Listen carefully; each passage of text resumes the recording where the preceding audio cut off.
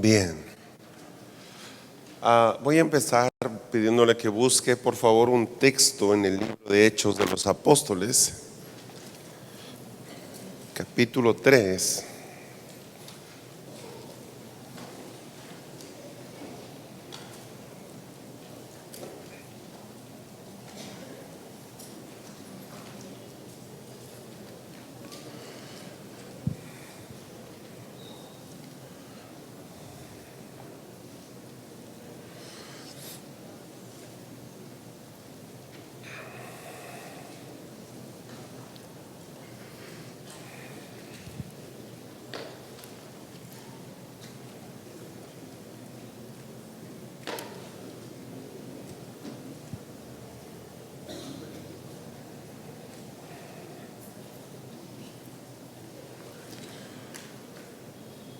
Es interesante de que después de que Pedro comparte la primera tremenda y gran prédica que abre la puerta de la iglesia para las naciones, en el capítulo 3 hay un incidente bien interesante.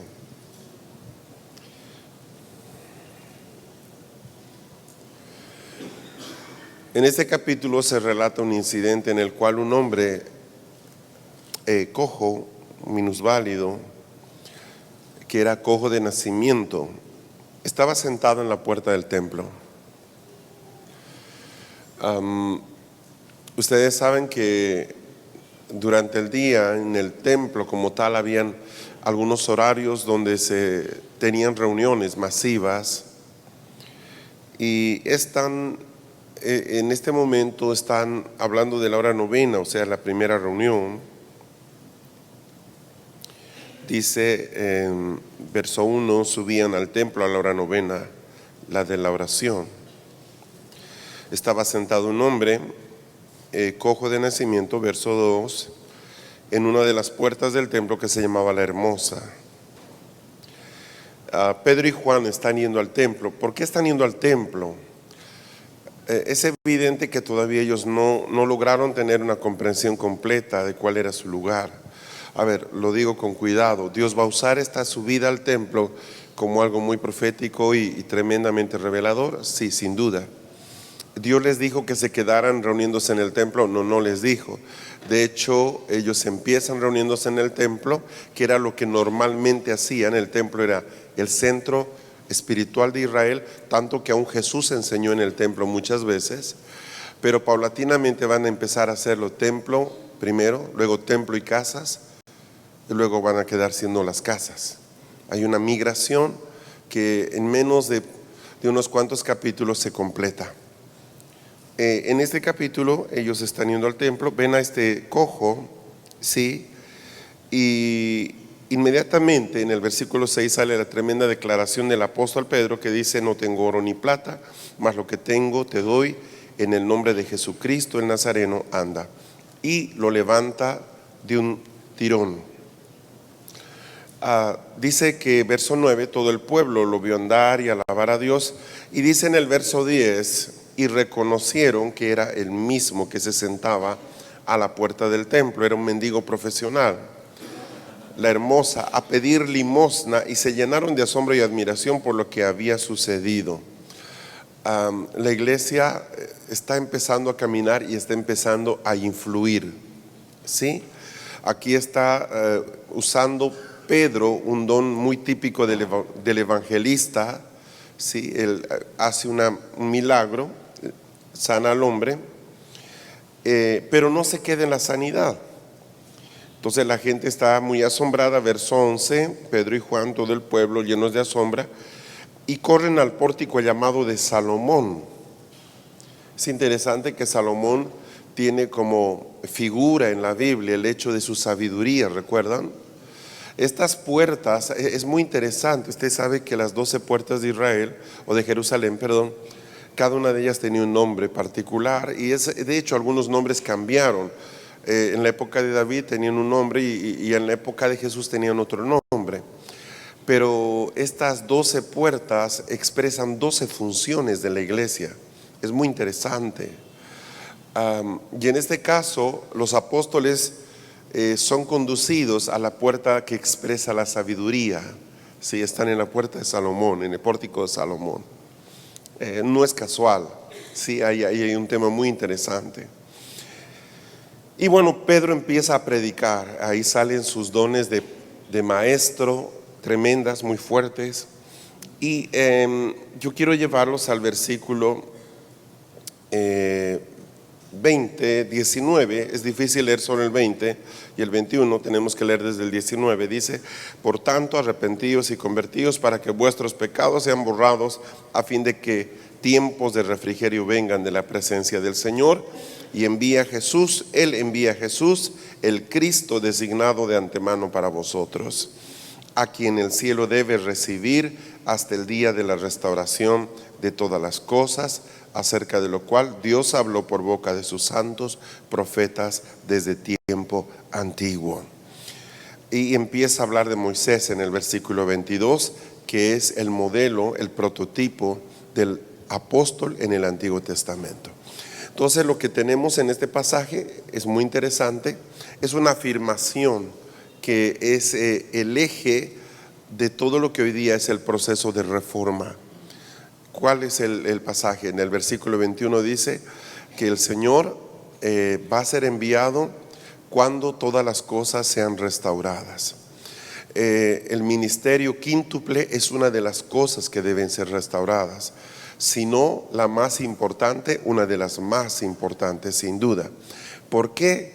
Porque no es posible encontrar ni llevar a la iglesia a una estatura de madurez sin la acción de todo el ministerio. Siempre hemos predicado, aún hemos cantado, ¿verdad?, de que Dios va a venir a buscar una novia sin mancha ni arruga. Hemos enseñado de que Él no puede venir a casarse con una niña, viene a casarse con una mujer, con una dama. Hemos enseñado de que en tanto que la iglesia es niña, en tanto que el heredero es niño, aunque es dueño de todo, en nada difiere del esclavo. Todos estamos de acuerdo, todos, aún la gente que no acepta los ministerios, aún los líderes que dicen que solo existen pastores, todos están de acuerdo en que si es que existe el regreso de Cristo, si es que tal cosa se va a dar, no puede darse hasta que la iglesia sea madura. Todos coincidimos en eso. Donde tenemos un problema es, muy bien, ¿y cómo vamos a hacerla madurar? ¿Haciendo campañas? ¿Vamos a seguir haciéndola madurar culto tras culto, tras culto, tras culto? ¿Cuántos años tiene usted en ministerio? 40. ¿Hizo madurar a la congregación? No. Entonces, ¿qué le hace pensar que de aquí a 100 años vamos a hacerla madurar haciendo lo mismo? Entonces, donde se genera el primer punto de quiebre esencial, no es tanto en el objetivo lo entendemos todos y estamos todos de acuerdo. Dios necesita una iglesia madura. Donde se produce el primer punto de quiebre es cómo logramos ese objetivo. Y es aquí donde la iglesia tradicional, la iglesia que se ha llenado de las costumbres de las naciones y ha anulado el ministerio completo, no tiene respuesta. No hay una sola respuesta seria de la iglesia convencional. No, yo no estoy de acuerdo con los apóstoles ni los profetas, debe haber solo pastores. Ok, ¿cómo llevamos a la iglesia a la madurez? Y no existe respuesta.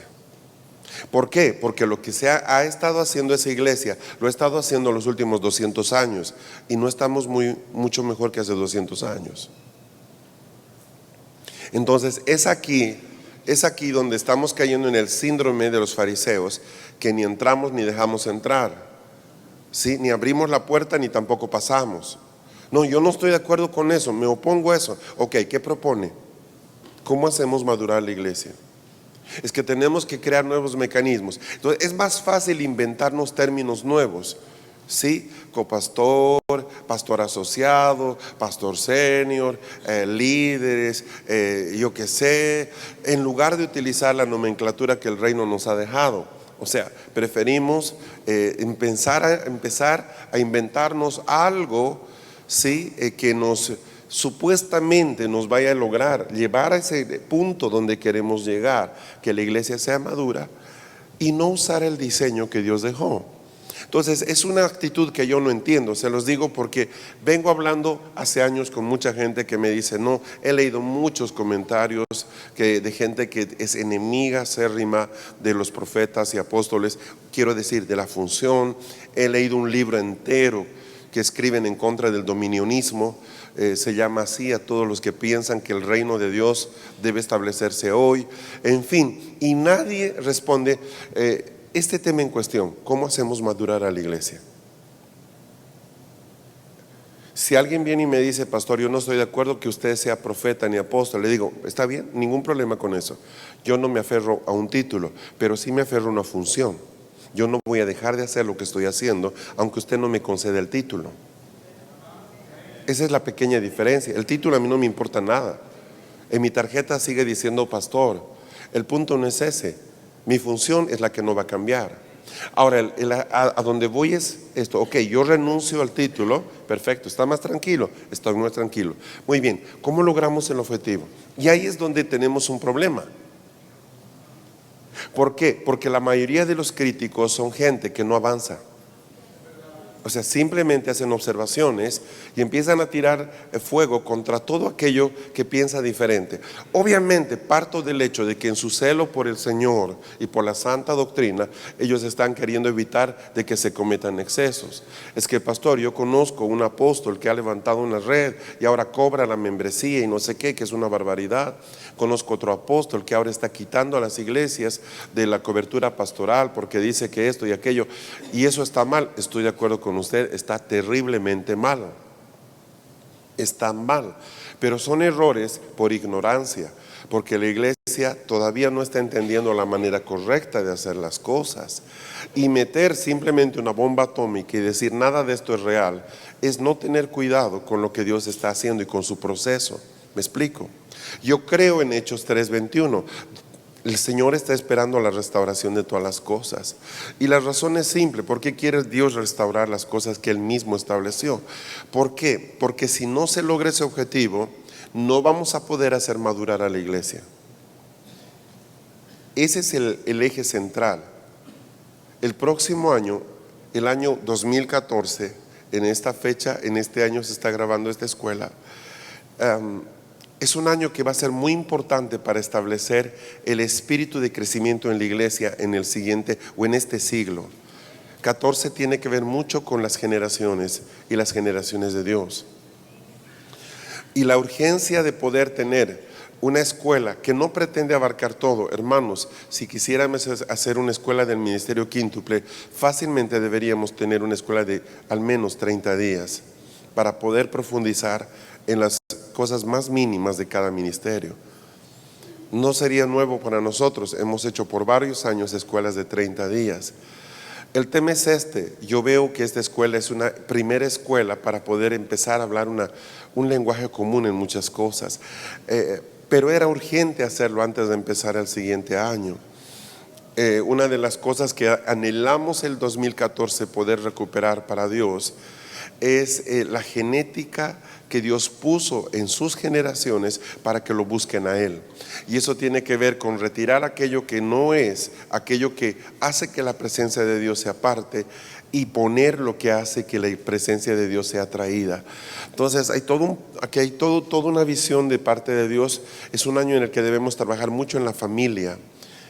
Pastor, debemos trabajar siempre en la familia. Sí, yo lo sé, pero tenemos que trabajar mucho en la familia por el tema de las generaciones.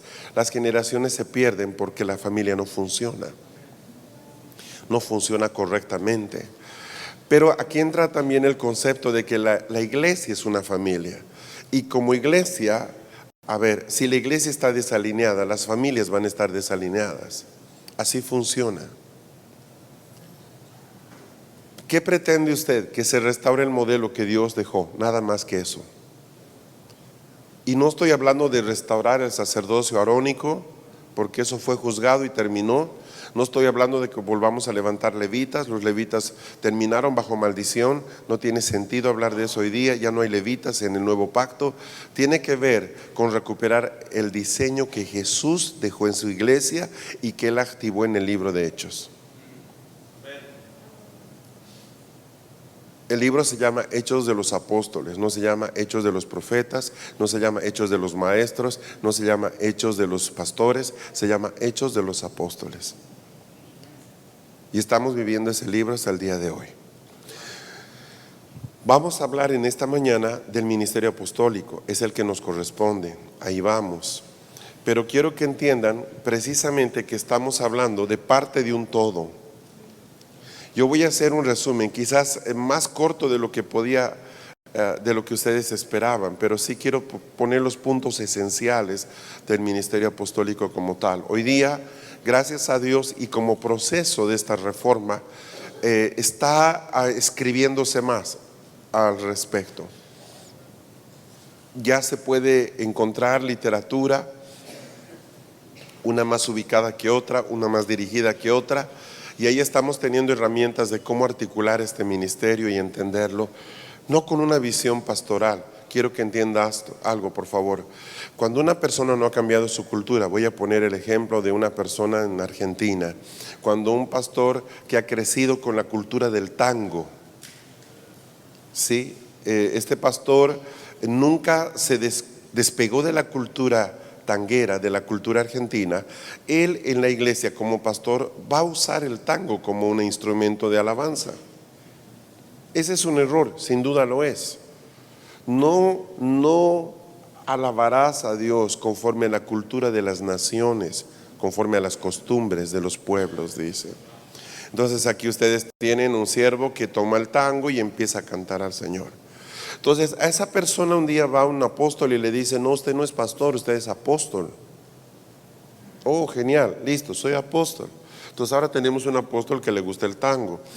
Pero no solo ese es el problema, el problema es que como nunca cambió su cultura, y estoy hablando ahora de su cultura ya no argentina, sino de su cultura pastoral, él trata de vivir un ministerio nuevo con una cultura vieja. Entonces, si antes era un pastor que se dividía, ahora es un apóstol que se dividía. Si antes era un pastor que era manipulador, ahora es un apóstol manipulador. ¿Se entiende? O sea, no va a cambiar el ministerio, el carácter de una persona. Entonces aquí surge una recomendación que usted la daría a cualquier ovejita en la iglesia. No es que se llame cristiano. Lo que hace la diferencia es que él empiece a tener una nueva estructura de hábitos, una nueva forma de pensamiento, tenga una vida nueva. Entonces cuando alguien viene y te dice: resulta que tú no eres solo pastor, mira, tú eres profeta, tú eres apóstol. O sea, no es algo que uno mete en su billetera y pone una tarjetita, pone el día y la fecha o pone una grabación. El gran desafío es, ok, ¿y cuál es la cultura ahora de un apóstol? ¿Cuál es la cultura ahora de un profeta? ¿Cuál es la cultura? Porque con el ministerio viene una cultura nueva. Ejemplo bien sencillo. Soy un padre de familia, no creyente, con mi familia, con mis hijos. Voy al parque el domingo, hay un cumpleaños, me traigo a los mariachis. Soy un padre que trabaja de lunes a viernes. A veces me voy de parranda con mis amigos, me lo merezco, me la paso trabajando. Perfecto. Conozco a Cristo. Cuando tú llegas a Cristo y tienes un pastor que conoce la palabra, te empieza a marcar el paso. ¿Sabe? Es que ya no podemos seguir haciendo esas cosas. Es que, ¿sabe? Usted no puede tener tremendas parrandas. Oiga, no está bien. Es que, ¿sabe? Usted no puede irse el domingo pues a mirar todos los domingos el fútbol. Queremos que se congreguen, necesitamos cambiar cosas. Le estamos imponiendo una nueva cultura. ¿Nota? Le hemos dicho que es cristiano, que es un nuevo nacimiento, ha tenido un nuevo nacimiento, una nueva criatura, pero no lo dejamos ahí. Le empezamos a ayudar a que cambie sus hábitos. Entonces resulta que el hermano tiene problemas de ira. Bueno, siempre los tuvo, me explico. Alguien lo molestaba, se bajaba del carro y lo agarraba a trompazos, lo agarraba a puñetazos, a golpes. Ahora no se ve bien. O sea, mire, usted es cristiano, mire qué testimonio va a dar de Cristo. Ok, entonces ahora se queda en el auto cuando alguien le hace algo feo y se golpea la cabeza contra el volante. Listo, está aprendiendo a manejarlo, ¿sí? Ya no pasa bochornos ni hace poner a su esposa de todos los colores. Listo, perfecto. Pero llega un día que el hombre realmente cambia mucho, es un hombre muy precioso y lo invitan a ser ministro. Él se gana por su ejemplo y dedicación el siguiente paso. Alguien viene, le hace entender que él es pastor y él toma una posición pastoral. Entonces ahora ya había cambiado su cultura una vez, cuando él, siendo un simple padre de familia, un colombiano más, un boliviano más, un argentino más, se convirtió en un hijo de Dios. Y tuvo que dejar de hacer algunas cosas y aprender a hacer otras. Pero ahora resulta que siendo ya creyente, ahora tiene que tener más cuidado. Sabes, antes tú no cuidabas mucho esto y esto, pero ahora sabes que tú tienes que tener a tus hijos en mucho orden. Cualquier cristiano lo debería tener, pero un pastor no puede darse el lujo de tener hijos en desorden. Tienes que tener cuidado de cómo se visten tus hijas, porque si la hija del pastor se viste así, imagínate lo que se espera del resto de las muchachas. Tú no puedes llegar tarde de esta forma porque estás apacentando de manera equivocada a la gente. No te puedes enojar frente a las personas de esa manera. Entonces resulta que le impongo otro cambio cultural más. Y es que es necesario. ¿Quién quiere reunirse con un pastor que tiene ataques de ira? ¿Quién quiere reunirse en un pastor cuyas hijas se visten como vedettes?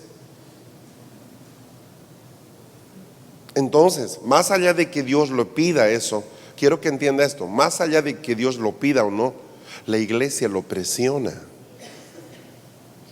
Lo presiona. Y él debe dar más pasos. Muchos de los pasos culturales que tenemos que dar, Dios no nos lo pide. Ahí está, Dios mira el corazón. Es cierto. Ay, pastor, yo puedo venir como me guste. Mire, en definitiva, Dios conoce mi corazón. Sí, quien te lo impone es la iglesia. Y sabes, no está mal, es correcto. Pasan los años, este hombre hizo tremendos cambios, gobernó sobre su casa, sus hijos están con él, son un ejemplo precioso. Viene una persona y le dice, le cuento, usted es profeta. Eso exige en él otro cambio cultural, porque entre el pastor y el profeta hay diferentes funciones, diferentes unciones y diferente cultura. ¿Cuándo se acaba esto? Pues cuando el Señor nos promociona al otro lado, nomás ya pues. ¿Cuál es la persona que no necesita cambiar su cultura? La que se estancó hace años. Entonces, póngase a pensar en esto, por favor. Yo quiero que lo enfoque de la manera más seria.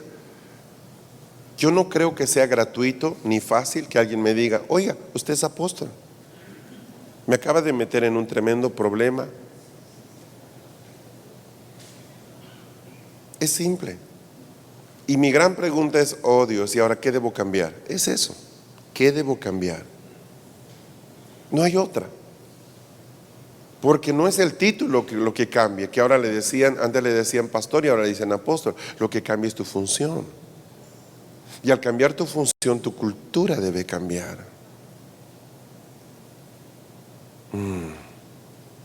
¿Se entiende eso? Lamentablemente no se ha escrito mucho acerca de la cultura apostólica. Entonces, ¿qué es lo que tenemos?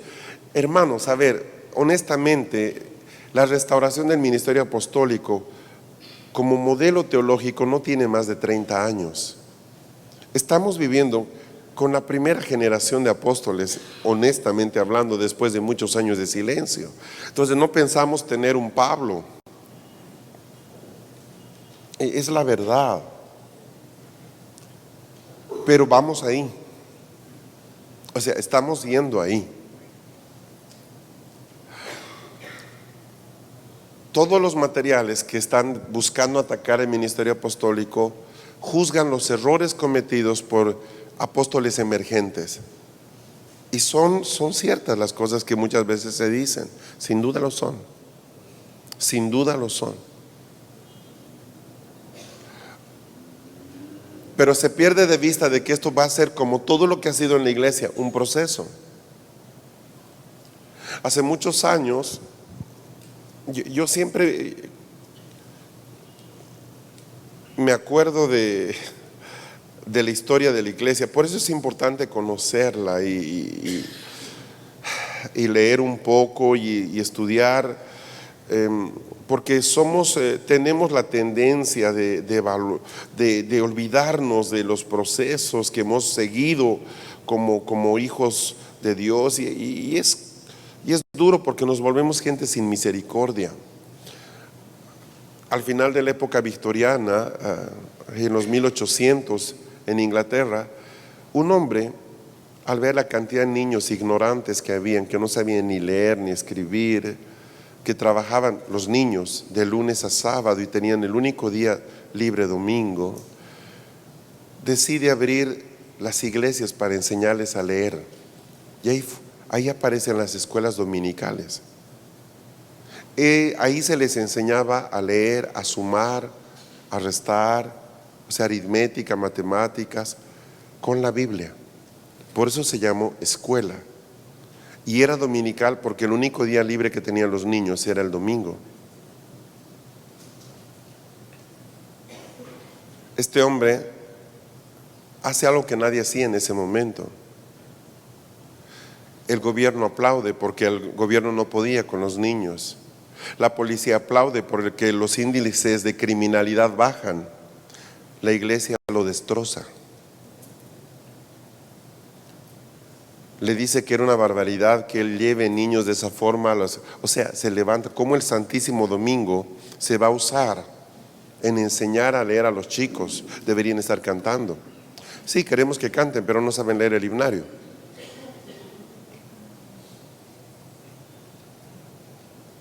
¿Saben cuánto tardó este hombre en hacer que la iglesia entendiera de que era de Dios educar a los niños en domingo? Más de 70 años.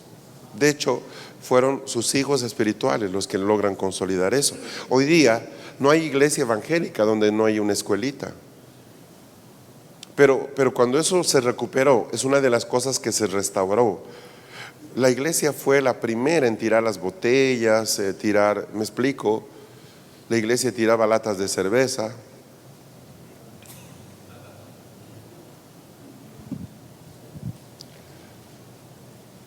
Porque no estaba entendiendo lo que Dios estaba haciendo.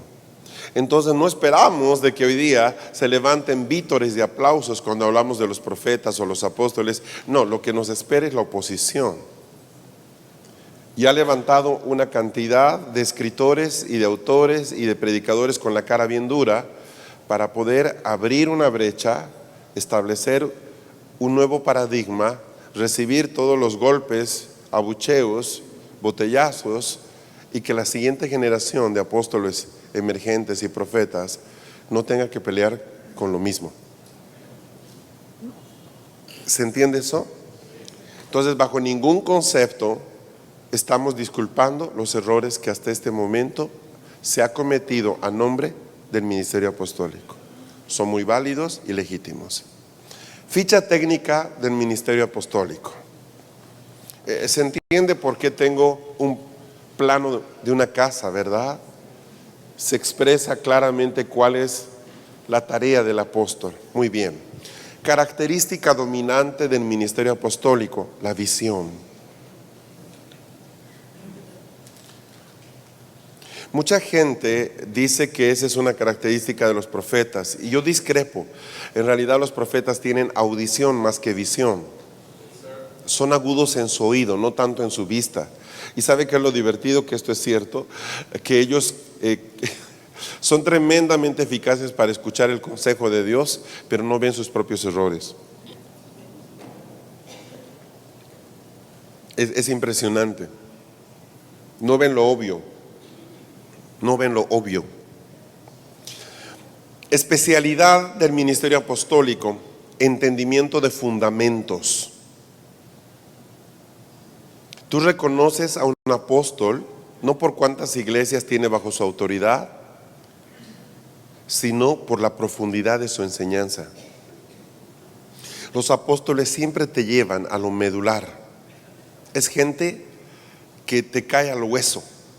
¿Se entiende cuando hablo al hueso? Se va a la médula, se va a lo de adentro, te lleva al tuétano, a lo interno.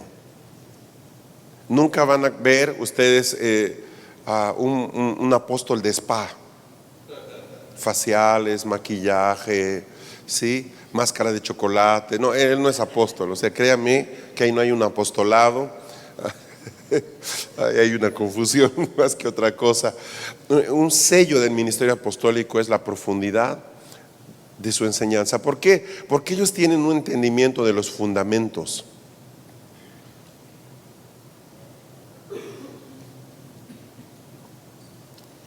Para la iglesia, tener a un apóstol, por ejemplo, es como tener a un médico como profesor de ciencias naturales. Imagínese usted un profesor experto en anatomía, un médico, y ahí está enseñando a los niños de 4º grado acerca del cuerpo humano, ¿sí? Entonces ellos tienen un enfoque completamente diferente a otros ministerios. ¿Cuál es su rasgo dominante? Su espíritu pionero. ¿Qué quiere decir? Ellos están haciendo cosas que los demás no lo han hecho. Es típico. Sí, es típico. ¿Por qué? Porque es gente muy comprometida precisamente con la visión de Dios. Vamos a aclarar esto más adelante. Pionero tiene que ver con ese equipamiento que le hace a una persona ir en una dirección aunque nadie está yendo en esa dirección.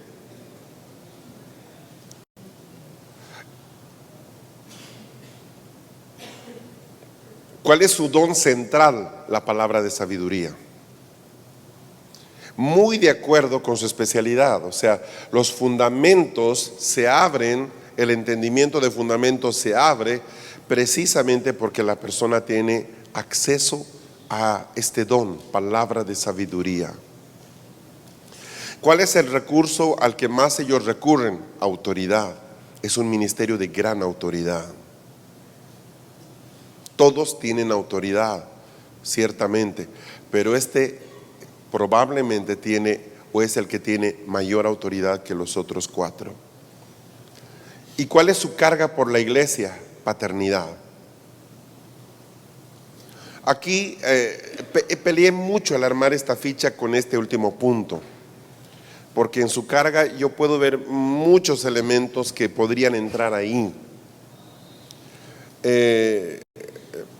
Entonces mi enfoque fue ¿qué puede cubrir los otros ministerios?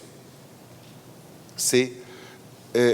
Ahí entra mucho el tema de los profetas. Los profetas, por ejemplo, son obsesionados con la exactitud, con la precisión, y eso ayuda mucho porque los apóstoles también de hecho lo son. Una de las formas más normales de ver funcionar un apóstol es corrigiendo. Es gente que corrige, constantemente corrige, y puede corregir porque conoce el diseño original. No puedes corregir si no conoces el diseño. ¿Sí? ¿Qué vas a corregir? ¿Me explico? Entonces, ¿qué sucede? Ahí entra el tema de la exactitud. Ellos son obsesionados con que las cosas se hagan como deben hacerse. Pero eso es un rasgo que lo comparte con los profetas. Los profetas también tienen esa característica. Son gente muy así, muy exacta. Entonces, bajo esa óptica, no pongo en carga por la iglesia exactitud, la dejo a los profetas y agarro una que no tiene el profeta. El profeta difícilmente es paternal. ¿Nota? Entonces, prefiero jalar por este lado, en la ficha técnica, este rasgo que es muy exclusivo del pastor o del apóstol. El pastor tiende a ser paternal también, sí, pero desde otra óptica. Nadie es papá de ovejas, porque para poder ser padre tú tienes que tener la misma genética, y un pastor no tiene la genética de una oveja. O sea, son dos especies distintas. Para poder conducir a alguien tú tienes que ser superior a esa persona a la que estás conduciendo. Entonces hay un pastor y están las ovejas. El pastor no puede volverse una oveja porque no puede conducir a otras. La oveja no sabe a dónde va. Entonces no es uno con las ovejas. Nunca el pastor es uno con las ovejas. ¿Se entiende lo que estoy diciendo? Por lo tanto no puede darles paternidad. Pero en el tema del apostolado sí, porque él no está con ovejas, él está con ministros. Él está con personas que están en crecimiento. Está con ministerios o huérfanos Entonces sí tiene el recurso de la paternidad como un instrumento de apego y de influencia. Ahora, cuando hablo de autoridad, aquí hay un tema que a mí me gusta. Vamos a hablar mucho hoy día de lo apostólico. Es el día en el que vamos a desmenuzar hasta donde no sea posible este tema, ¿sí? Les ruego paciencia, disfrútenlo en todo caso.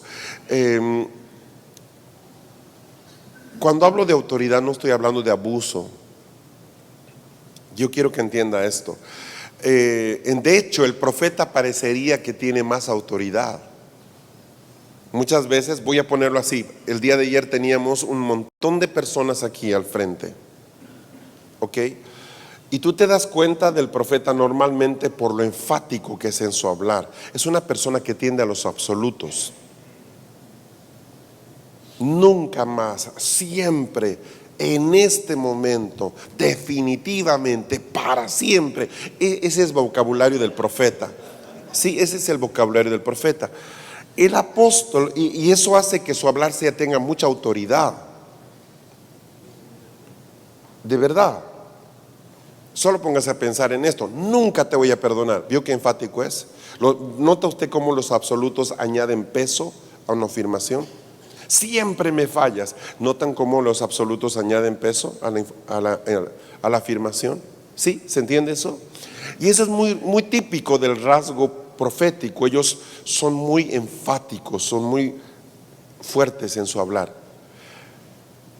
Los apóstoles, por el contrario,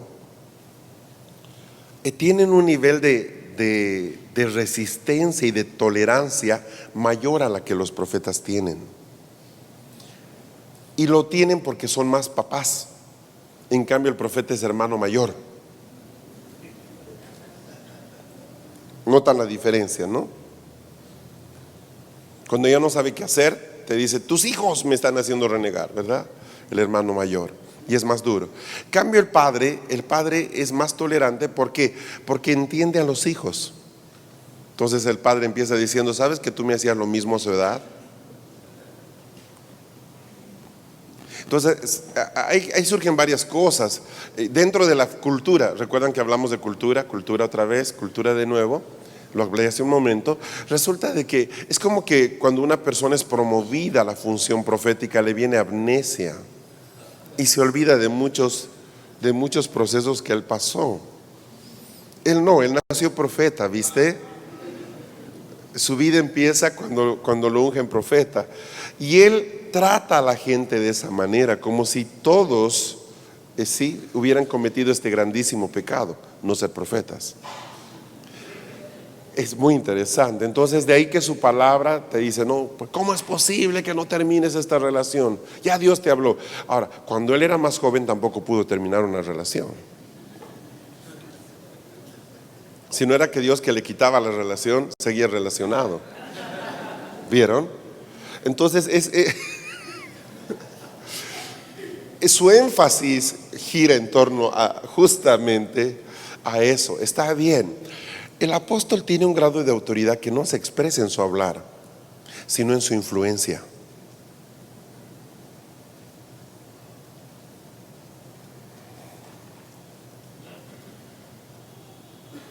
Leía una vez que dice: cuando te imitan, tú gobiernas.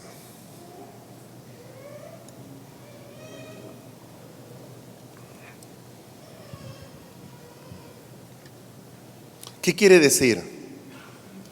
El profeta va a ir y te va a decir: bueno, ¿estás conmigo o no estás conmigo? Decide ya.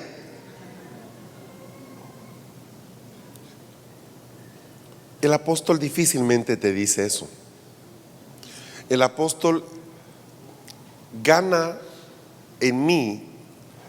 terreno en mi mente y en mi corazón por influencia. Como que en un momento, no sabes cuándo, no sabes cómo, tú sencillamente no quieres separarte de esta persona. Ahí queda. Es un tema de influencia. Y entre usted y yo, sumando y restando, sacando conclusiones, se consiguen más beneficios influyendo que imponiendo. Es la verdad. La imposición te hace hacer las cosas, pero no con el corazón. En cambio, la influencia sí. Entonces la autoridad apostólica tiene esta virtud, te gana por la influencia. Vamos a ampliar un poquito más esto en un ratito, ¿sí? Eso les digo precisamente porque queremos ir corrigiendo esos exabruptos doctrinales, ¿verdad? De que lo que el apóstol dice no se puede discutir, de que lo que él te impone se debe obedecer, de que, espera un ratito, no es así. Es que no, la autoridad apostólica, un ratito, la autoridad no es dominio. O sea, yo no estoy para dominar a la iglesia, estoy para dominar a mis enemigos.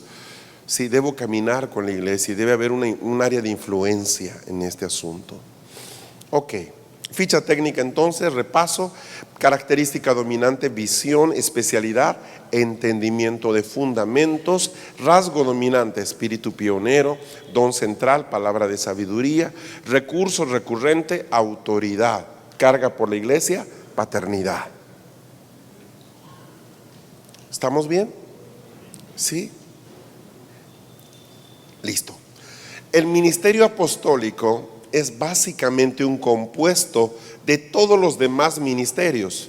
O sea, el que es apóstol también es profeta, también es pastor, también es evangelista, también es maestro. ¿Es así? Sí, así es. Los apóstoles principales de las escrituras eran grandes maestros, eran tremendos pastores, eran buenos profetas, y sin duda todos los apóstoles fueron evangelistas, ¿cierto? Hasta ahí estamos bien. No obstante, diga conmigo, no obstante. No obstante, esto no significa que alguien que tienda a hacer todas las cosas de por sí es apóstol. Ajá, ese es un buen punto. No obstante, esto no significa que alguien que haga de pastor, que haga de profeta, es de por sí un apóstol per se, para nada. El ministerio apostólico se establece especialmente sobre la autoridad, no solo en la función. Ahí está el rol de la autoridad como algo muy importante.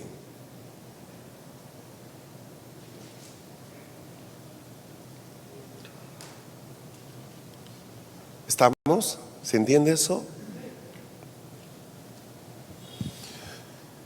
Mucha de esta autoridad tiene que ver, hay un balance bien interesante. Quiero que me entiendan esto. Hay un balance bien interesante entre los talentos con los que yo he nacido, entre el equipamiento que Dios me ha dado, todo el equipamiento que el Señor me ha dado en mis años después de nacer, y entre el llamado y el ministerio como tal. Esta combinación de por sí es muy poderosa, es muy interesante. Voy a darles un ejemplo. Cuando ustedes leen los evangelios sinópticos, Mateo, Marcos, Lucas, van a darse cuenta que ellos relatan incidentes comunes. ¿Qué quiere decir? Que hay un incidente que lo relata Mateo y también lo relata Lucas, o un incidente que lo relata Marcos y también lo relata Mateo, yo qué sé. ¿Estamos? Se repiten los incidentes.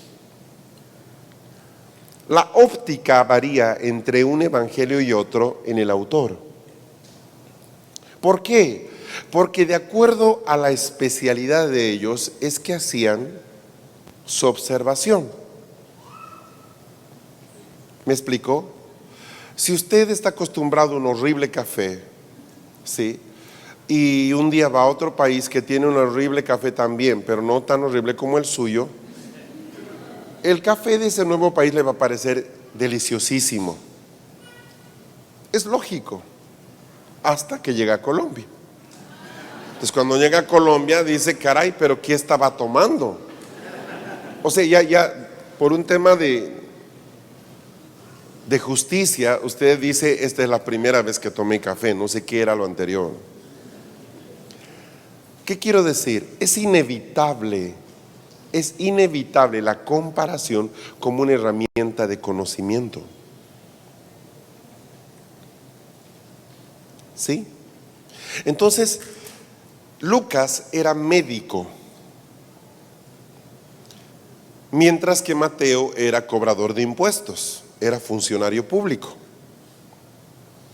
Ahora, cuando entra un hombre que no puede mover la mano, la lectura de Mateo es: y entró en la sinagoga ese día un hombre con la mano seca.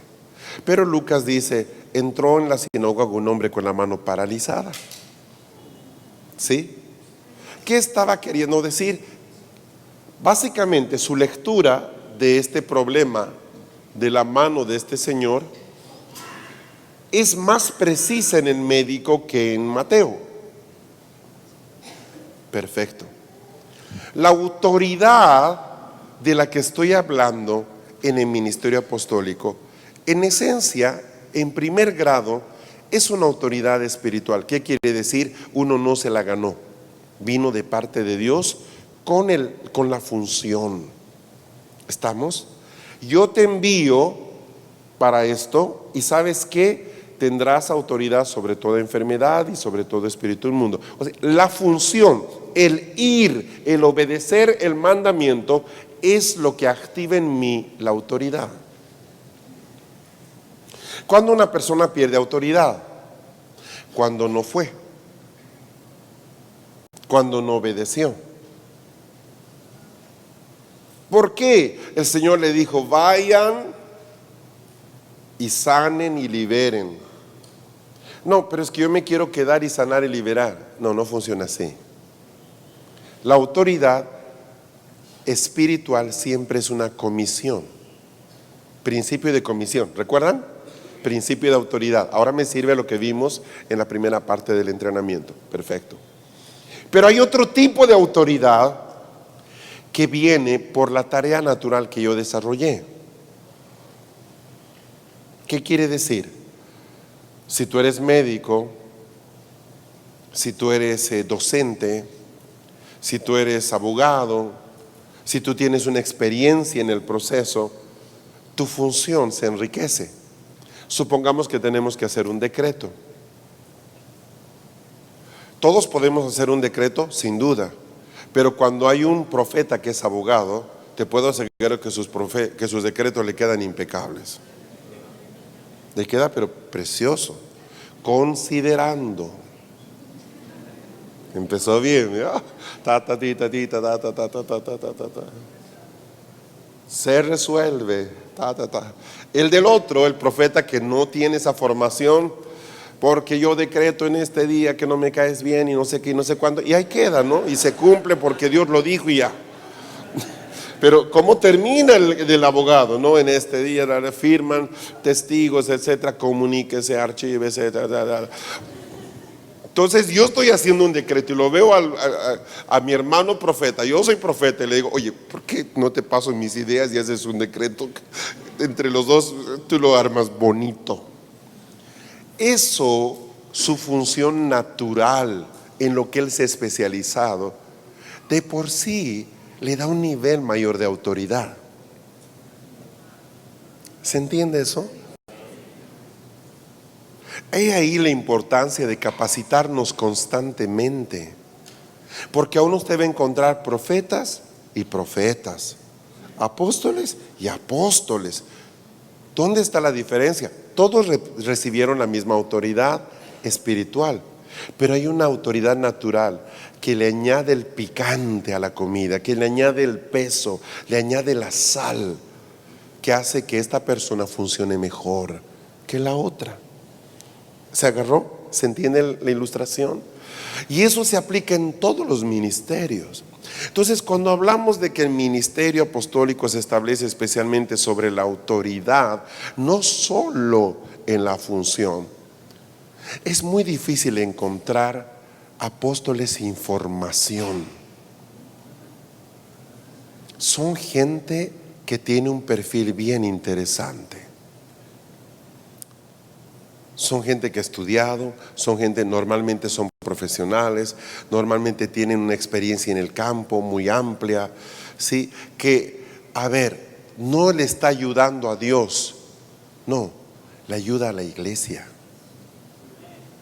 Le ayuda a la iglesia, ese es el tema. Dios no necesita su talento ni su formación, la iglesia sí. La iglesia sí lo necesita.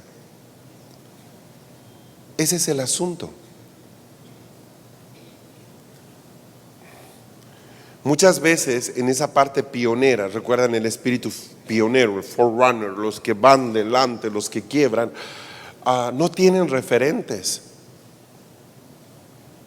Si tú eres médico y Dios te levanta como apóstol, vas a darte cuenta que es muy difícil encontrar un médico apóstol. O si quieres, un apóstol que haya estudiado medicina. No es frecuente.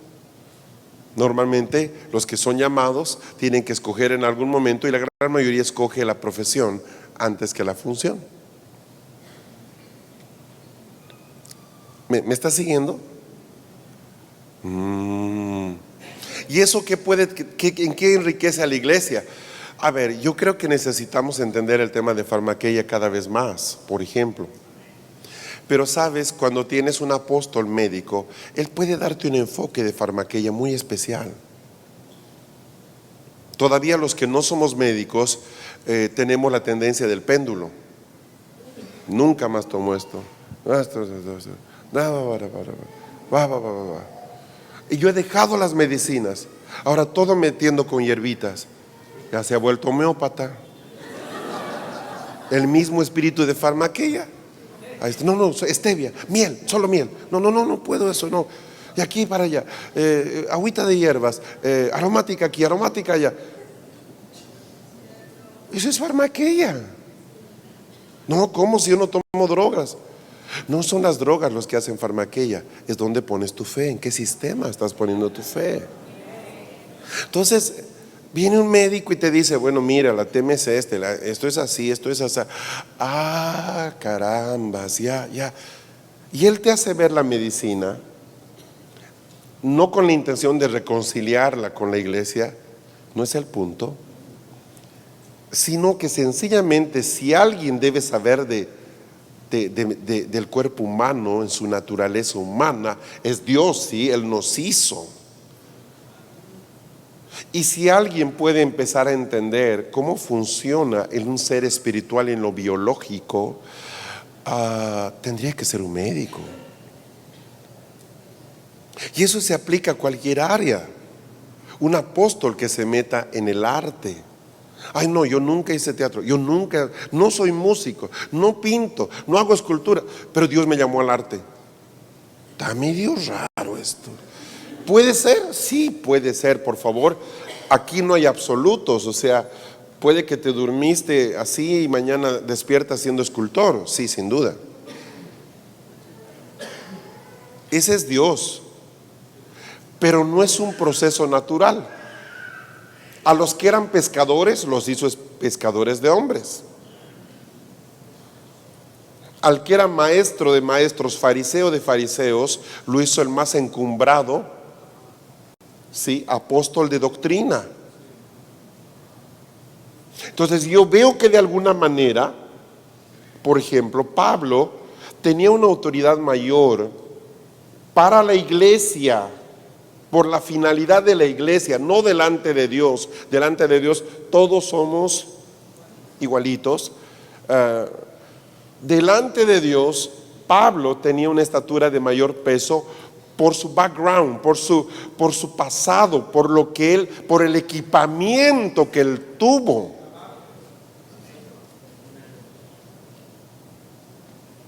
Que le da mayor presteza para entender las cosas.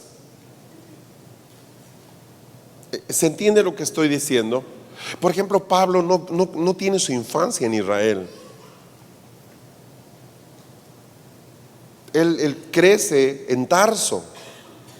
Y Tarso no es Israel. Hoy día corresponde a un país musulmán. Entonces su mentalidad es completamente diferente a los judíos en muchísimas cosas. Él se cría en una diáspora judía. Moisés no es formado por los hebreos, él es formado por Egipto. Y tiene una mentalidad muy diferente en muchísimas cosas. ¿Cuál era la mentalidad predominante en la época en que los hebreos, o que los hebreos tenían en la época de Moisés? Esclavitud. Pero Moisés tenía una formación de príncipe. Entonces Entonces yo creo que de alguna manera Dios necesita de un sistema de creencias, de un equipamiento rico, fértil, para que yo pueda ejercer un mayor peso de autoridad. ¿Me está siguiendo?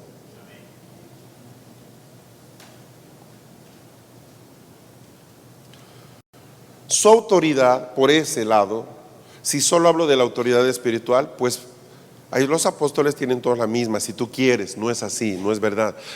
No hay dos personas con la misma autoridad en la tierra. Y por el otro lado está el hecho de todo aquello en lo cual yo he sido diligente. Por eso es que es tan bueno que cerremos ciclos, que terminemos procesos. Cuando tú terminas un proceso, ganas autoridad. ¿Hola? ¿Me entendió?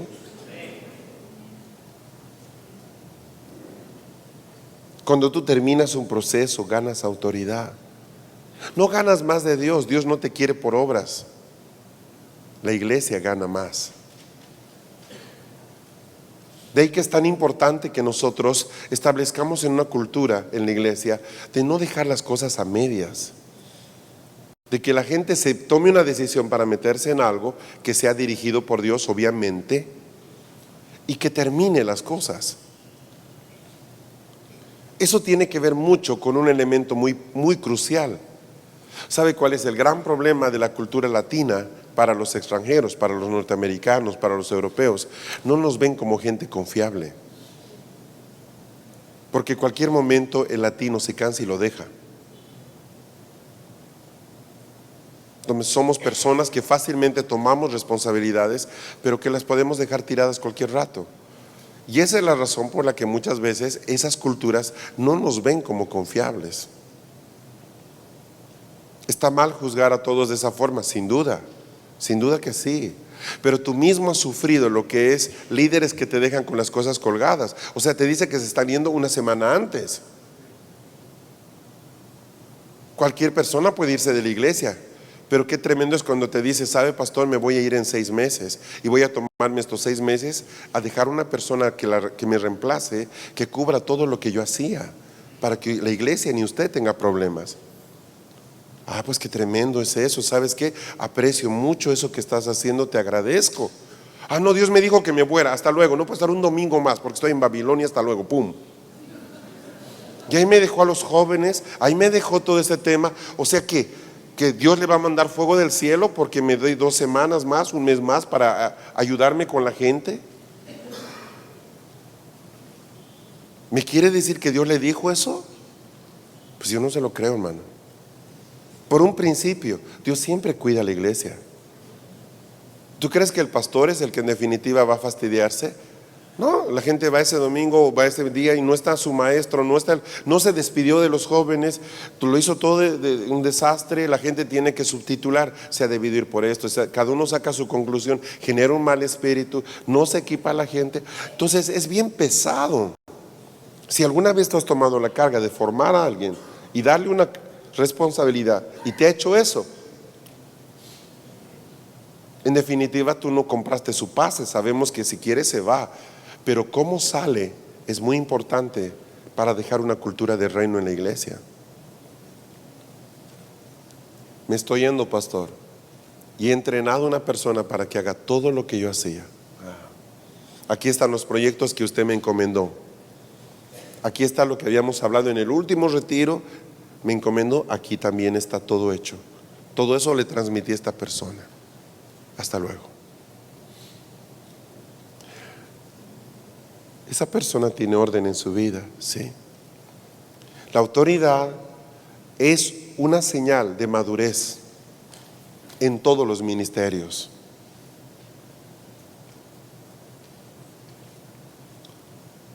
¿Quieres ver un papá sin autoridad? Muy fácil, pregunta: ¿dónde está tu hijo? Ay, no sé, debería estar ya aquí. Ok. ¿Sabes qué veo con esa respuesta de no sé? No hay autoridad. Qué terrible que hay que llamarlo por celular para saber dónde está. Los apóstoles son los peritos constructores. Expertos constructores significa perito. Del templo del Señor, el cual es la iglesia. Al contemplar su gloria y la majestad, uno recibe el entendimiento, el enfoque y la resolución que son esenciales para tener verdadera autoridad apostólica. Tómese tiempo para leer este párrafo, por favor. Es muy importante lo que está ahí enunciado. Partimos del hecho de que los apóstoles tienen un diseño edificacional. ¿Se entiende eso? O sea, ellos saben cómo se edifica la casa. Perfecto. Ahora, por un momento, no sé si alguna vez usted ha tenido la oportunidad de construir una casa. Ok. Hay gente especializada para eso. Se llaman arquitectos y se requiere un staff, se requiere ingenieros, ¿verdad? El arquitecto es casi un artista. ¿Por qué? Porque va a ayudarnos a hacer no simplemente una caja de fósforo, sino una vivienda, ¿verdad? Que genere pues un lugar hermoso para vivir. Pero como él no sabe todo, por ejemplo, va a necesitar un ingeniero de suelos, que alguien venga y vea la consistencia, la resistencia del terreno para ver qué profundidad deben cavar los cimientos, los fundamentos, y que la casa no se les caiga, ¿correcto? Entonces el arquitecto hace algo bien interesante. Imagínese el terreno sin ninguna construcción, el dueño ahí. Entonces el arquitecto le empieza a sacar el modelo de la casa de acuerdo a lo que el dueño quiere. No le puede hacer la casa que él quiere. ¿Y cómo quiere usted aquí la casa? A ver, ¿cuántas recámaras necesita? Necesito 3. Perfecto. ¿Lo quiere de 2 pisos o de 1 piso? Lo quiero de 2 pisos. Y dígame, ¿cómo lo ve? Por aquí, por esto, por acá. Y empiezo a consultar, empiezo a hablar, empiezo a ver. Y voy anotando una cantidad de ideas de lo que hay en el corazón y en la mente de la persona que quiere hacer su casa. ¿Está conmigo? ¿Se entiende? ¿Qué materiales le gusta? Me gusta la madera, ¿no? A mí me gusta el ladrillo, me gusta los porcelanatos, los pisos brillantes, me gusta ventanas grandes, ventanas chicas, me gusta las paredes limpias, muy lisas, me gusta mucho adorno, sí, me gustan muchas muesquitas, muchas ranuras, perfecto. Entonces, normalmente el que va a construir su casa tiene una idea muy deformada, muy poco real. Pero el arquitecto, que hace un poco de psicólogo, ¿sí? Hace un poco de todo, trata de sacar lo que está en la mente de la persona. Le gusta la iluminación natural. Pues no mucho, la verdad. Me gustan las lámparas, o sí me gusta la iluminación, quiero la casa muy iluminada. Entonces ahí vienen sus dotes de astrónomo, ¿verdad? Por dónde sale el sol, por aquí va, entonces tenemos que poner la casa de esta forma, ¿verdad? Pero luego se mete a hacer un trabajo social y te dice, oiga, dígame, ¿dónde pasa más tiempo su familia?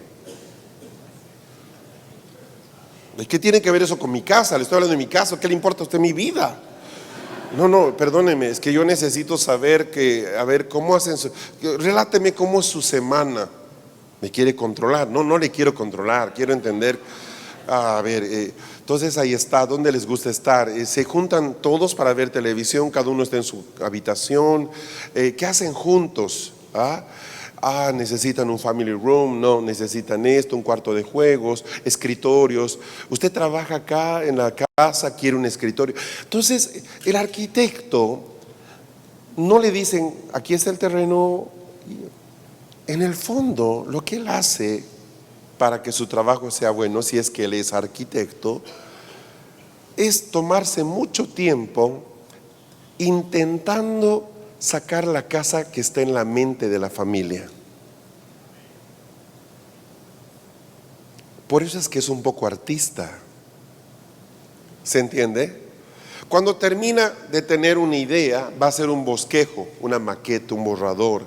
Pero en ese proceso yo le digo, mire, yo quiero una casa de 4 pisos, pero cuando el ingeniero de suelos viene le dice que no puede hacer de 4, solo puede ser de 2, punto. ¿Por qué? Por el terreno, ¿estamos? Bueno, podemos hacer más altura, pero si cavamos más, usted va a tener que subir un 20% al costo de la obra bruta, de la obra de construcción, porque tenemos que meter mucho hormigón para abajo. Que no quiero gastar tanto en eso. Entonces olvídese de los 4, nos quedamos en 2. Él requiere de otras personas para que lo ayuden. Cuando termina el borrador y le muestra en papel, es todo un problema. Ahora es más fácil. Sí, ahora se puede hacer un tour virtual en la computadora y uno pasea adentro y mira, ¿verdad? Ay, qué bonito está. Uy, ese cuadro de Anita, qué bien lo quedó, ¿verdad? Está muy bueno. Entonces ahí normalmente quien tiene la palabra final es la esposa. Bueno, no, para ser precisos, es el esposo. Usted ya sabe, sí, mi amor, ya, mi amor, como tú digas, mi vida, lo que tú mandes, mi reina. Claro que sí, desde luego. Yo tengo la última palabra, mi amor, sí, ningún problema, mi amor. Ahí estoy. Es importante que la esposa determine los detalles de la casa porque ella es el alma de la familia. ¿Sabía usted que ella es el alma? ¿Sí? Y si usted quiere tener una buena vejez, haga una casa como a ella le gusta. Sabio. Los hombres somos más simples. Sofá, televisor, somos felices, se acabó. Ya, ahí queda. Listo, déjeme tranquilo. Pero ellas sí, ¿verdad? Ellas son más especiales. Claro. Uy, a las 3 de la tarde ya no va a haber sol en esta habitación. Hay lámparas. No, pero mira, a las 3 ya, y con el invierno cuando se recorre allá. ¿Quién está pensando en el invierno cuando se recorre allá? No hemos puesto ni una puerta y ya está pensando en el invierno cuando se recorre allá. Y cuando seamos viejos son muchas gradas.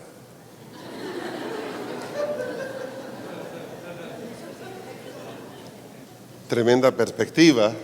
Cambiamos de casa. Bueno, al final se van a dar cuenta de que el plano está hecho. Y cuando empiezan a hacer los huecos y ponen los cimientos, uno mira y no tiene una idea real de cómo es la casa.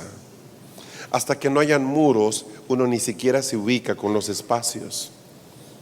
Cuando ves los cimientos te parece pequeñísimo todo.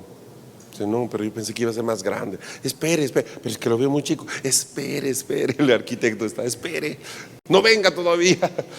Porque cuando ya ves los tabiques levantados, las divisiones, ahí está interesante. ¿Qué quiero decir? El apóstol usa de la visión para poder ver algo terminado donde todavía se está empezando. Pero hay algo interesante. Noten que yo hice mucha mención en mi ilustración a que el arquitecto debe sacar de la mente y del corazón del que está construyendo cómo quiere la casa. Entonces, ¿de dónde nace la revelación del diseño terminado de la iglesia? Del corazón del Padre. ¿Cómo quieres tu casa? ¿De dónde lo va a sacar? ¿De un libro pastoral? ¿Del seminario bíblico? No hay eso. En realidad el diseño de la casa, el diseño completo y perfecto, está en el corazón del Padre. Amén. ¿Coincide conmigo? Entonces el apóstol es una persona que sabe entender el corazón de Dios muy de cerca.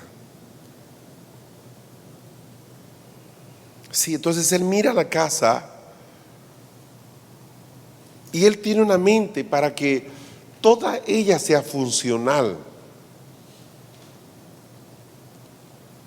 Veo que esta área no se comunica bien con esta otra, hay que dar mucha vuelta. Por ejemplo, Mamá tiene que llevar la ropa para lavar y nos dimos cuenta que la sala de máquinas quedó muy al fondo. El asunto es que cualquier mamá, mientras los chicos son más chicos, no visita una sola vez al día la lavadora. ¿Cuántas mamás entienden eso? Digan, Entonces a nosotros nos parece genial, pero hija, vas allá y no te haces lío. Voy a ir 20 veces al día ya, o sea, déjate de cuentos, no. Entonces, si le pongo a un profeta a resolver eso, ¿sabe qué hace el profeta? Fácil, abre un hueco, ya está. No, pero ¿cómo vas a abrir un hueco? Acá una puerta. No. El apóstol tiene una visión de casa. Sí, tenemos que resolver esto. No quiero que se pierda funcionalidad, pero estoy pensando en casa. El profeta siempre piensa en puerta. Pastor, ya lo resolví, tremendo hueco ahí. Pero ¿qué hiciste? Usted quería llegar allá sin dar la vuelta, le abrí la pared.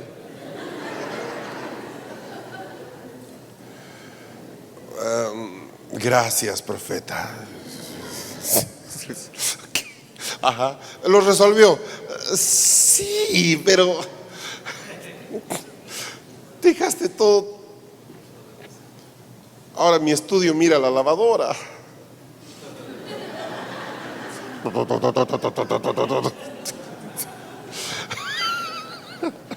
¿Vio? Pero el apóstol dirá, hagamos una cosa, vamos a cambiar, la sala de máquinas se va a mover ahí, esto se va a ir para acá, esto se va para acá, para aquí, para acá, porque esto es parte del área de servicios, no puedo poner las lavadoras al lado del estudio. El profeta dice, ¿y por qué no? ¿Vio? Es esa la habilidad que tiene el apóstol. Él ve la casa completa y la mira y la estudia y la proyecta. Y cuando uno escucha, ¿sabe? Cuando uno escucha esta unción apostólica, quiere edificar la casa. Se quiere levantar y poner el overol, ¿verdad? Se quiere poner los guantes y manos a la obra, porque tiene una unción edificacional. El apóstol desata en la gente el deseo de que todos edifiquemos. Hay que edificar, hay que edificar.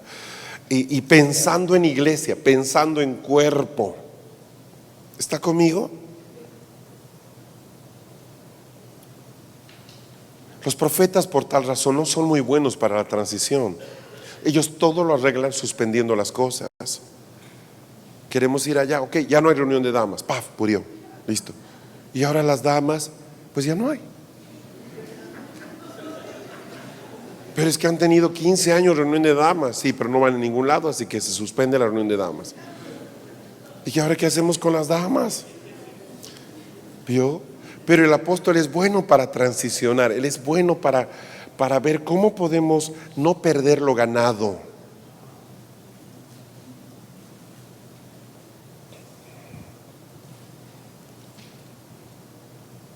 La carga apostólica queda resumida en Gálatas 4:19. Hijitos míos, por quienes vuelvo a sufrir dolores de parto, hasta que Cristo sea formado en vosotros. Esa es la carga apostólica. ¿Cuál es la obsesión de los apóstoles? Que Cristo se forme en su iglesia.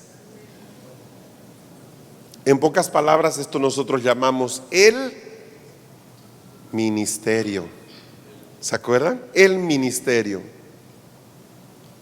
no los ministerios.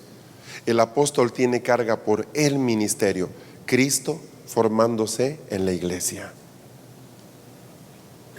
Hay que diferenciar el ministerio apostólico de las actividades que se concentran en lo que son más bien los dones administrativos. El conseguir que las iglesias formen parte de una organización o una red, o el enseñar acerca del gobierno de las iglesias, son cosas que pueden hacer personas que no tengan ningún tipo de los dones de capacitación que aquí se enumeran. Lo voy a poner de esta forma: somos 20 iglesias que trabajamos juntas, Y un buen administrador puede decir, hagamos una cosa, estas están más cerca, estas se reúnen de esta forma, estas están más cerca, papi, papá, de aquí nos comunicamos una vez al mes, hacemos nuestro encuentro por acá, listo, todo está hecho. Autoridad apostólica, no. Son dones administrativos. Recuerden ustedes que los dones administrativos son parte de los dones del Espíritu Santo. ¿Estamos de acuerdo con eso? Los ministerios tienen acceso a los dones del Espíritu Santo, incluyendo los administrativos. ¿El apóstol puede hacer uso del don administrativo? Sí. ¿Puede un administrador apostolar? No. ¿Por qué? Porque quizás la lógica muchas veces es enemiga de la revelación. ¿Por qué voy a hacer esto si puedo hacerlo más fácil así? Bueno, la lógica, este concepto griego que se nos fue introducido a través de la educación, no siempre expresa lo que está en la mente de Dios.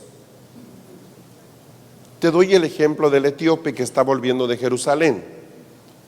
No tiene sentido mandar una persona a encontrar a un hombre, más bien que este hombre, oremos para que el hombre llegue a la iglesia.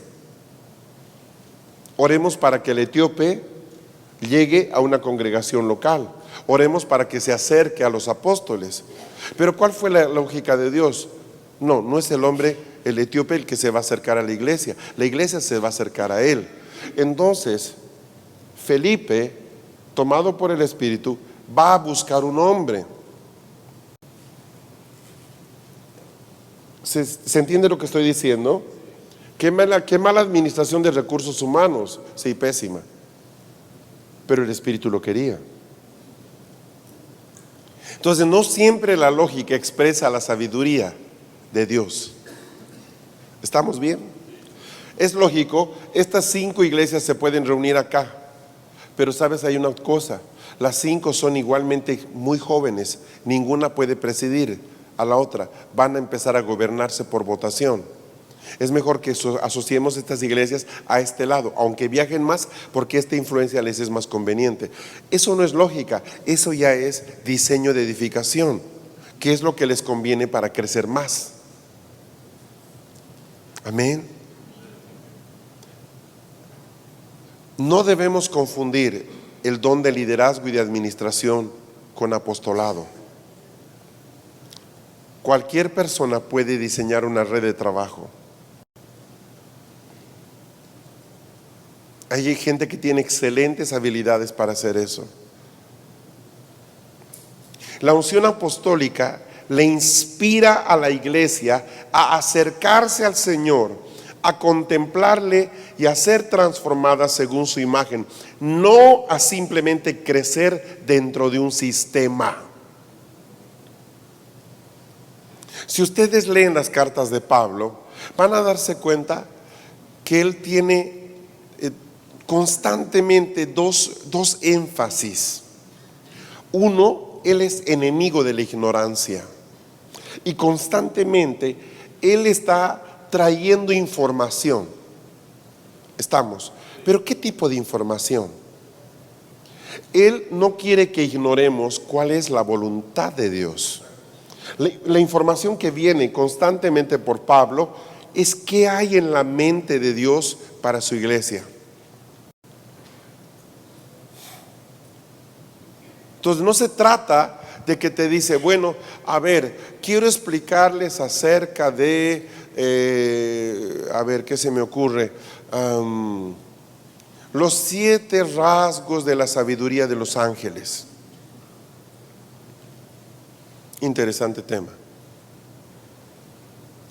Pero sí te va a decir, quiero enseñarles acerca de cómo ustedes pueden ser más sabios en su vida. Constantemente están trayendo los apóstoles esa carga porque nosotros nos alineemos con la imagen. Y una de las razones por las que no nos alineamos con la imagen es por ignorancia. Entonces ellos sacan de nosotros los velos de ignorancia y es como que abres tus ojos a una visión clara. Cuando ustedes confrontan, por ejemplo, el Nuevo Testamento, se van a dar cuenta que Israel, que los judíos que estos hermanos, que en su mayoría todos ellos eran de origen hebreo, si bien conocían las escrituras, tenían otro tipo de ignorancias.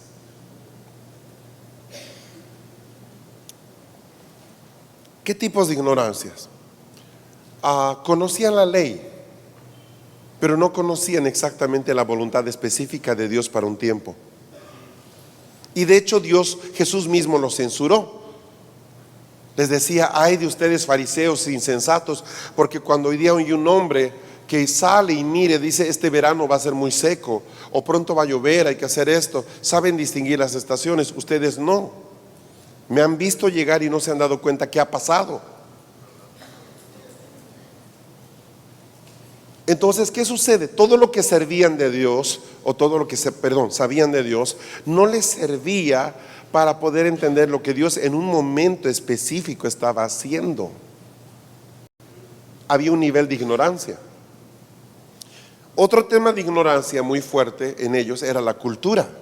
La cultura que ellos mantenían como pueblo hebreo, los había, sí, obviamente apartado del resto, cosa que era un objetivo de Dios, que ellos no se mezclen. Pero por el otro lado, no entendieron que cuando vino el Espíritu Santo, Dios ya no veía a la gente no creyente como gente inalcanzable. O sea, Él quería acercarse a los que no eran judíos, pero por su cultura los discípulos no. Entonces Dios tuvo que hacer todo un proceso en ellos para que cayeran sus paradigmas y que ellos pudieran acercarse a los discípulos sin a los gentiles sin condenación. Es famoso el encuentro de Pedro ahí en Jope, cuando tiene la visión en la casa de Simón, recuerdan, para poder ir luego a la casa de Cornelio. O sea, ¿qué es lo que se ve ahí? Un nivel de ignorancia. ¿Ignorancia en qué sentido? En la voluntad de Dios, en lo que Dios quería en un momento. Lo que hoy día tú sabes de Dios por lo que has aprendido en los últimos 20 años, puede ser tu ignorancia mañana con respecto a lo que Dios quiera darte nuevo. Entonces, todo lo que yo sé de Dios siempre debe estar sujeto a ser revisado por el Espíritu Santo. Yo no voy a mover las cosas hasta que las cambie, pero debo estar dispuesto a cambiarlas. ¿Se entiende?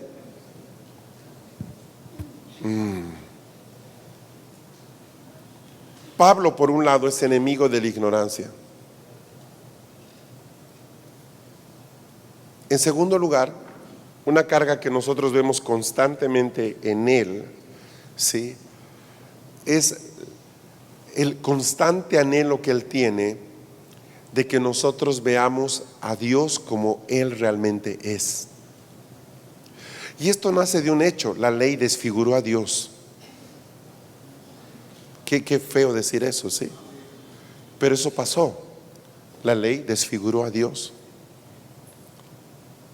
Desfiguró tanto a Dios, sí, era más importante la ofrenda que Dios, que en un momento de la historia, 300 años antes de Cristo, el Padre dice: ¿saben qué? Ya no quiero que me traigan ofrenda, se acabó. Él mismo, que había instaurado el sistema sacrificial como una forma de trabajar con las faltas y pecados del hombre, los holocaustos y todo aquello, en un momento determinado dice: ya me harté, basta. ¿Por qué? Porque todo lo que hacemos sin revelación, al pasar el tiempo, termina ofendiendo a Dios. Ese es el punto, aunque sea para Él.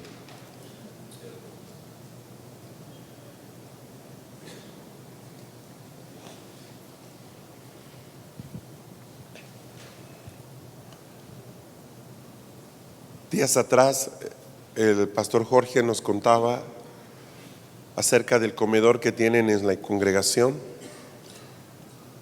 y la instrucción que vino de Dios, que no falte comida a esta gente pobre. Pero me gustó mucho un puntito que añadió al final: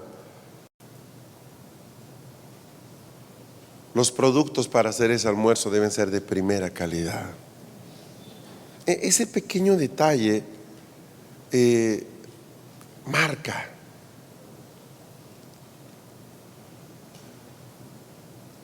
marca una diferencia. ¿Sí? ¿Se entiende? La actitud de calidad con la que hacemos las cosas para Dios. Entonces Pablo es muy duro con aquellas personas que hacen las cosas de Dios pero sin considerar el corazón de Dios. Él es muy duro. Van a ver ustedes a Pablo que es muy misericordioso con los no creyentes, con los pecadores aún, pero con los religiosos, ¡ay, Padre! Él es sumamente estricto, muy duro, muy condenatorio.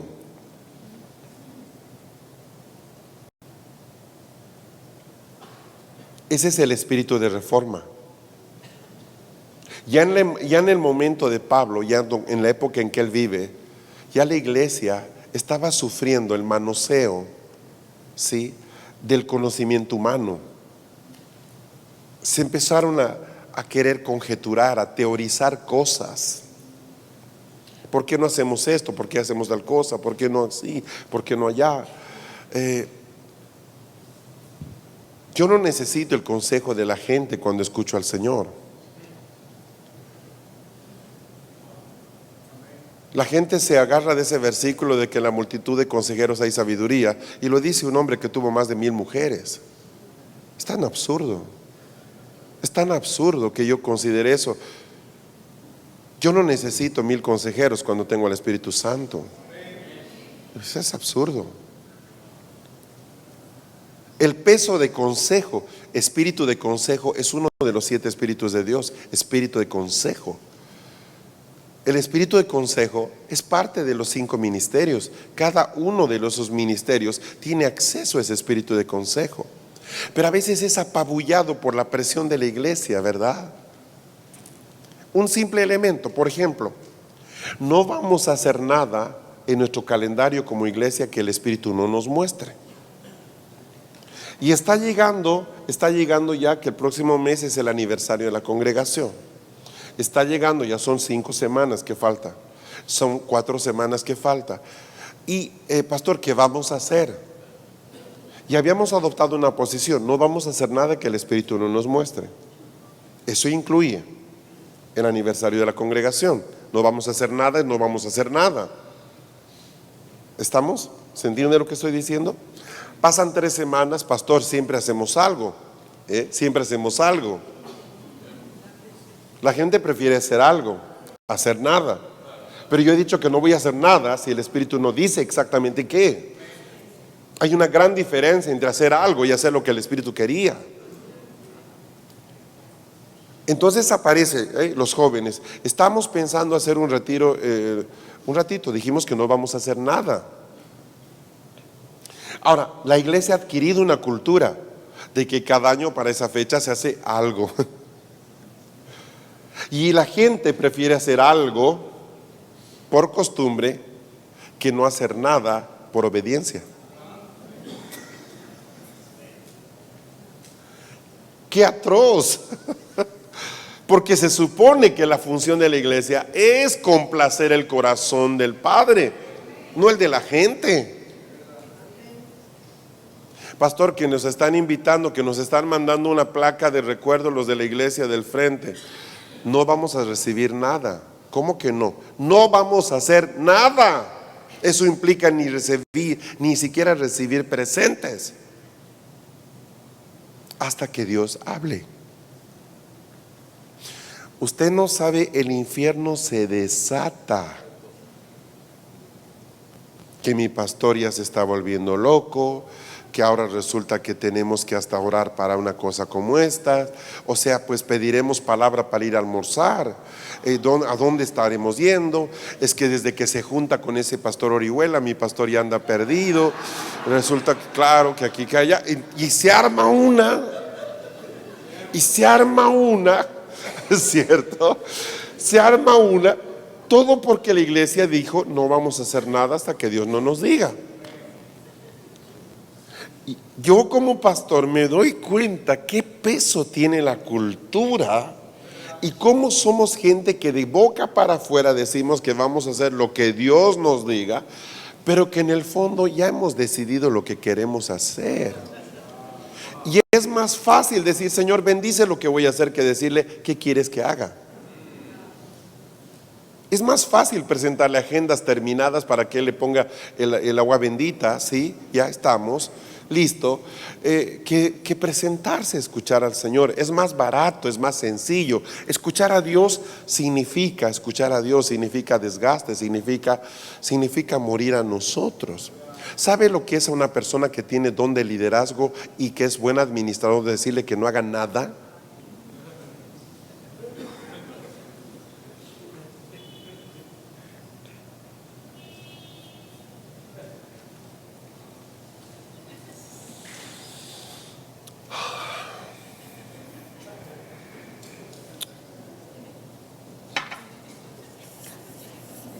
¿Estás limpiando?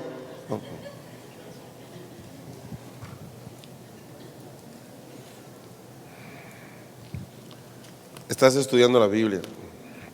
No hagas nada.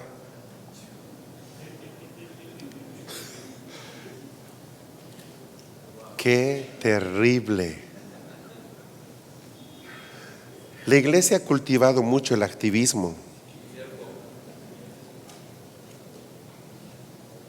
¿Y sabe qué dice la palabra? Es bien interesante. Dice que nosotros somos fuertes si meditamos en Él. Y meditar es escuchar atenta y quietamente.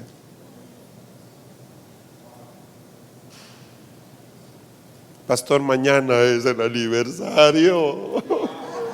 ¿Qué vamos a hacer?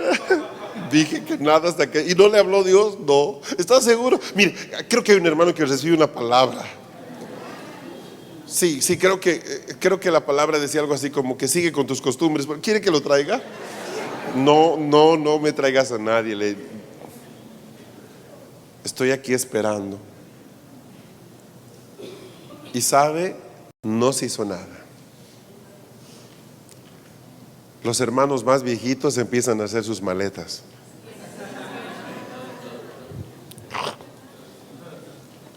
Este es el desprecio a todo lo que vos has hecho antes. Y empiezan a escucharse cajones, clac, clac, clac, maletas que se abren, maletas que se cierran, ¿verdad? Los diáconos están nerviosísimos. La secretaria viene, pastor, ha pedido el hermano fulano una cita con usted. Significa que se va, ok. ¿Entiende? Todo, porque dijimos que no vamos a hacer nada para el aniversario de la congregación si el Señor no nos dice qué hacer. Y no nos dijo. Y ahí tú te vas a dar cuenta que la gente ama más a la iglesia que a Dios. ¿Cómo es posible que después de 20 años no hagamos nada? Todos los años hacíamos esto. ¿Qué va a ser el próximo año? Están cayendo las estructuras, brum, bram, bram. Dios gana algo en que si mañana se repartan empanadas, a que hagamos un culto de acción de gracias o no hagamos nada. Dios no gana nada. De hecho, no creo que sea una ofensa hacerlo. Pero sí es una ofensa no preguntarle al dueño de casa si puedo hacer una fiesta en su casa. Imagínense que uno de ustedes que está hospedado en una casa, tan lindos hermanos los de la congregación que los han hospedado a tantos hermanos en esta escuela. Imagínense que esta noche usted se llegue con 40 personas de la escuela. Hola hermana, ¿cómo está? Me vine con algunos. Pasen, 40 gentes. Podemos usar la cocina, sí, ¿verdad? Usted me dijo que me sintiera como en casa, ¿verdad? Si tuviera vajilla, voy a cambiar esto, voy a quitar aquello, hermano, pero es que mi esposo va a llegar ya. No hay problema, le vamos a dar algo de comida, hermano, no se preocupe. Sí, yo le dije que se sintiera como en casa, pero esto ya es otra cosa, o sea, ¿verdad? Eso hacemos todo el tiempo como iglesia. Decimos en su casa, pero nunca le pedimos permiso de nada. Decimos que es para él, pero no le preguntamos siquiera si le gusta. Decimos que dependemos de Él, pero normalmente ya tenemos nuestros planes. Entonces somos una iglesia bien rara, bien especial, bien, no sé. Yo no sé si tú quisieras casarte con una persona que tiene ese pensamiento. Y no sé por qué pensamos que Él quisiera casarse con nosotros. Entonces lo que hoy día llamamos dependencia de la voz de Dios, en realidad es dependencia de nuestra tradición, de nuestra costumbre. Y cuando empezamos a tocar eso, obviamente muchas cosas van a pasar. Le digo la verdad, yo conozco gente que ha sido expulsada de sus iglesias porque sencillamente se atrevió a decir que Dios le dijo tal cosa. Cuando yo leo por todas partes que Dios sabe comunicar su voluntad. Entonces, ¿qué enfrentamos? Enfrentamos una cultura que habla de Dios, pero que ha sacado a Dios hace rato del medio. Y eso debe cambiar. Ese es el punto. Vamos a seguir haciendo lo que sabemos que no está bien. Por lo menos aquí hay uno que decidió hace años no hacerlo. No voy a hacerlo, no estoy de acuerdo. No me parece que sea la manera correcta de hacerlo. Y eso a partir de cosas muy básicas, muy sencillas que Dios fue revelándonos de que no estaban conforme a la palabra. ¿Sí? Y bueno, vamos a ir cambiando eso en la medida de nuestra fe, en la medida de que entendamos, en la medida en que el Señor nos respalde. Sabemos que esto no es ni es con espada, ni es con nuestra fuerza, pero ciertamente vamos a tener que morir al activismo que es tan crónico en la iglesia de este siglo. ¿Sí? La unción apostólica, decía, le inspira a la iglesia a acercarse al Señor. Ahora se entiende de que no es solo un cliché, tenemos que acercarnos al Señor. ¿Se entiende eso? No es eso. A contemplarle. Contemplar es mirar en silencio, detenidamente, sin un límite de tiempo. Estamos contemplando. A ser transformados según su imagen. No puede la iglesia parecerse al líder, debe parecerse al Señor. No simplemente a crecer dentro de un sistema. Ok, ya no soy parte de una denominación, ahora soy parte de una red apostólica. Mi hermano, si tú caes en un sistema saliendo de otro, no ha cambiado mucho la cosa. Antes era denominación, hoy es red apostólica. No es ese el tema. No es ese el tema. El tema es que nosotros dependamos de lo que el Espíritu Santo está hablándonos. Antes hacías caso a un superintendente, ahora haces caso a un apóstol. O sea, no es esa la idea. La idea es que nos recuperemos, o recuperemos más bien nuestra habilidad de ser sensibles a la voluntad del Altísimo. De eso estamos hablando. Son personas que traen la reforma y la reconstrucción por tal razón. Ellos van a empezar a decirnos, miren, hasta aquí se hizo así, pero de aquí para adelante no se hace más. ¿Se entiende lo que estoy diciendo? Esto fue bien difícil. Entonces llega un día, me recuerdo que hace años estábamos en la congregación y llega una persona que empezó a congregarse. Unos domingos después se acerca y me dice, pastor, le quiero dar un presente. Felicidades. Felicidades, ¿por qué? Es que hoy día es día del pastor. ¿Quién inventó ese disparate? Perdón, ¿qué dice, hermana? Sí, hoy día es día del pastor. Perdóneme, hermana, aquí no celebramos esas cosas. Ay, Dios, discúlpeme, pues, pastor, yo que...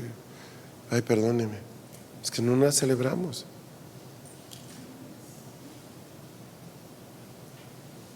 Entonces tendremos que poner el día del profeta, el día del apóstol. ¿Qué son esas tradiciones, rudimentos? ¿No ha leído usted de que todo es nuestro?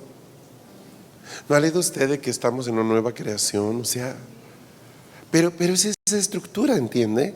Le puedo asegurar que esa misma persona va a celebrar el 15 años de su hija a la manera en que lo hacen todos sus vecinos y familiares. Y le aseguro que va a ser la despedida de soltero para su hijo cuando éste se case, aunque el muchacho era parte del grupo de alabanza. O sea, la persona que se sujeta a las tradiciones de los hombres se vuelve en esclava de ese sistema. Es simple. Conoceréis la verdad y la verdad. Ese es el punto. ¿Me ofendió? No me ofendió. Simplemente que no lo valido, no lo acepto.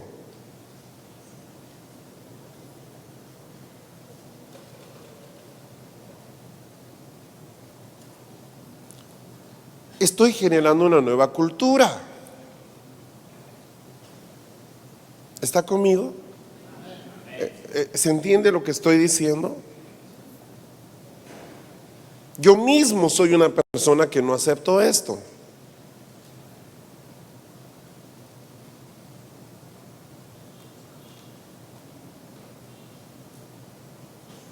Nos pasó el otro día para que vean cuán certero, cuán enfáticos somos en esto. ¿Puedo contarlo del café? ¿Puedo contarlo? Ok. Un par de hermanos preciosísimos de Venezuela me traen una bolsa de café porque saben que me gusta el café. Me dice, café venezolano, pastor. Gracias, va a ver que es buenísimo. Dice que es mejor que el colombiano. Déjenlos, viene de Efraín, quién sabe. Esos pues tienen de todo, ¿eh? Entonces yo voy a la oficina y estoy mirando el café y dice, producto socialista. Yo no creo en el socialismo venezolano. ¿Sabes qué hice? Lo fui a buscar al hermano y le pregunté, ¿tú crees en el socialismo en Venezuela? Y me dijo, no. Entonces tira esto. Yo no voy a aceptar un café que dice producido por el socialismo, porque no creo en ese sistema. No voy a comprar ese café, no lo voy a consumir, no estoy de acuerdo, no me parece. Entonces yo no puedo estar diciendo ese sistema no funciona y decirme qué bueno es el café socialista, ¿eh? Los hermanos me quisieron hacer un presente y yo me quedo con esa acción, pero no por gentileza, no por no ser grosero. No fui grosero, dije la verdad. No voy a decir que me gusta, no voy a tomar ese café, porque lo lógico era que me pregunten luego, ¿y qué tal el cafecito? ¿Qué le digo? Dígame, ¿qué le digo? No quiero quedarle mal.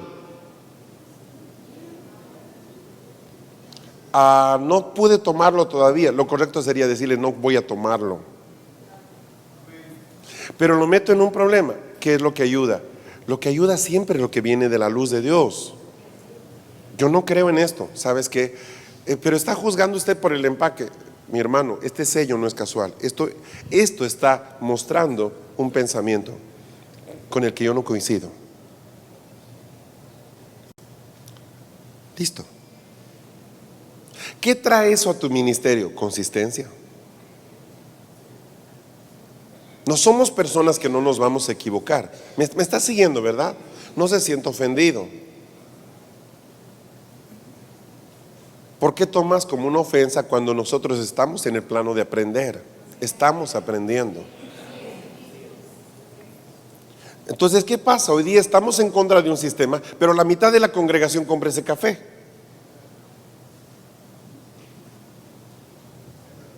Entonces, yo no entiendo hasta qué punto nosotros somos capaces de proyectar un verdadero cambio si por un lado decimos una cosa, pero por el otro somos inconsistentes. Me explico, ¿verdad?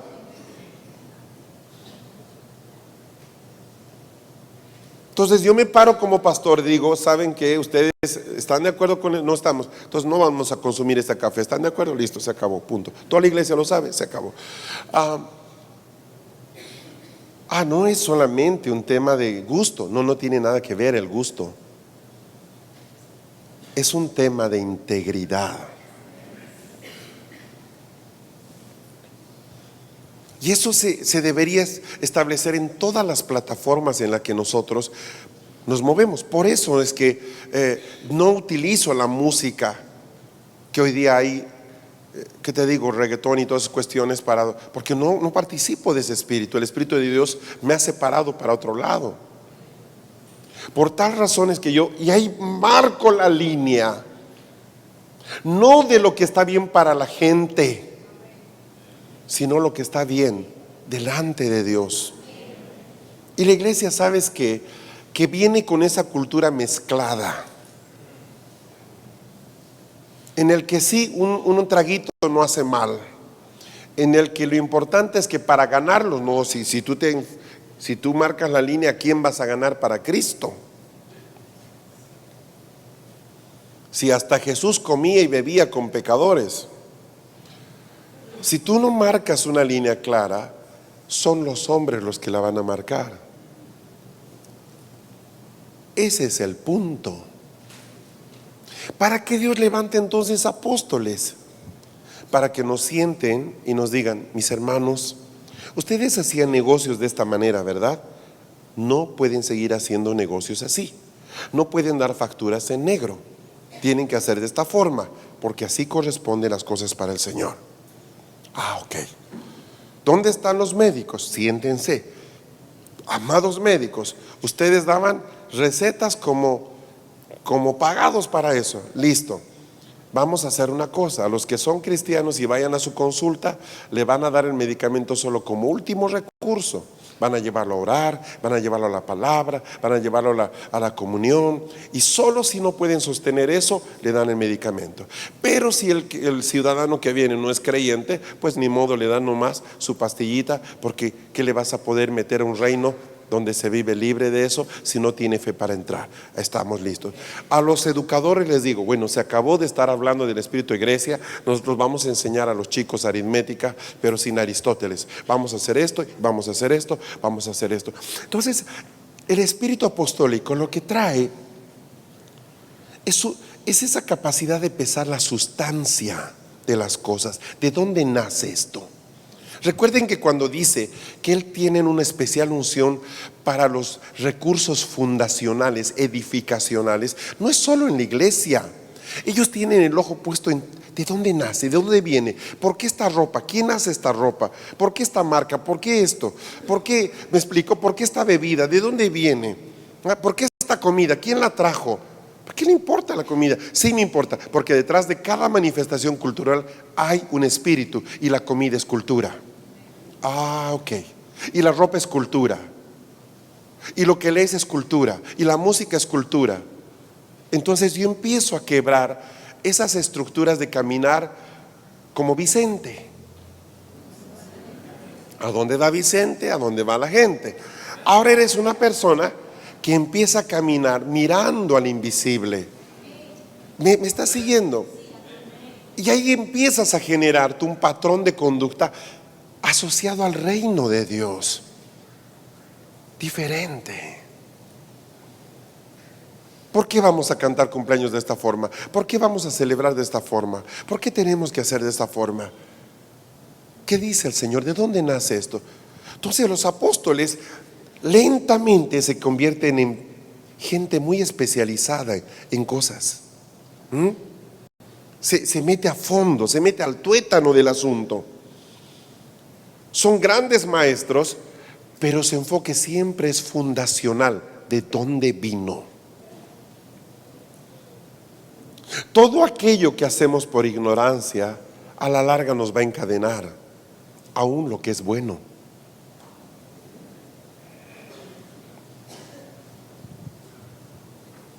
¿Me sigue? Amén. Y es ahí donde no entendemos. Por ejemplo, el evangelista, el pseudo evangelista que hay hoy día, él no se hace problema de poner un grupo de vallenato para reunir a la gente en la plaza y luego predicarles. Un apóstol nunca te va a aceptar eso. Nunca.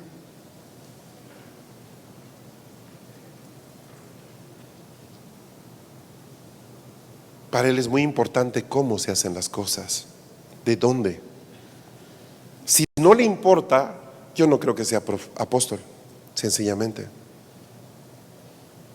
Él está apegado al diseño original en todo.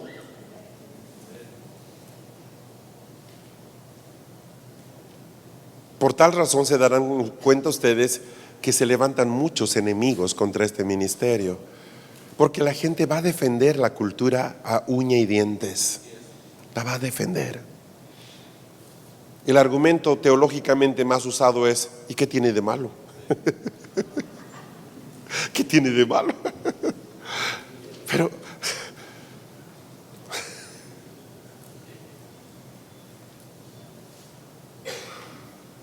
yo no creo en ningún sistema político en el cual Dios no sea el centro.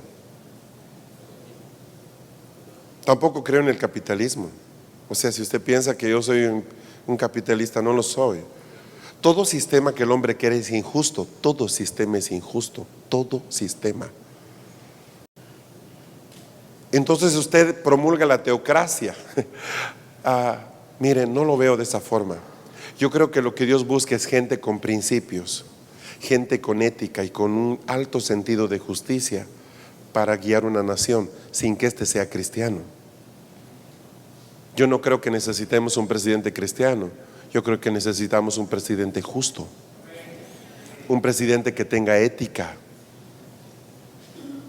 Esta semana hemos vivido un acontecimiento muy triste, la partida de Nelson Mandela. Yo anoche veía un documental de este hombre. Yo no sé si él era creyente o no, pero yo debería haber sido, si es que no lo era, porque literalmente todo el análisis que hacían los periodistas era muy tremendo. Yo vi uno en especial. Lo califican él como una persona que superó su deseo de venganza y llevó a su generación a la paz.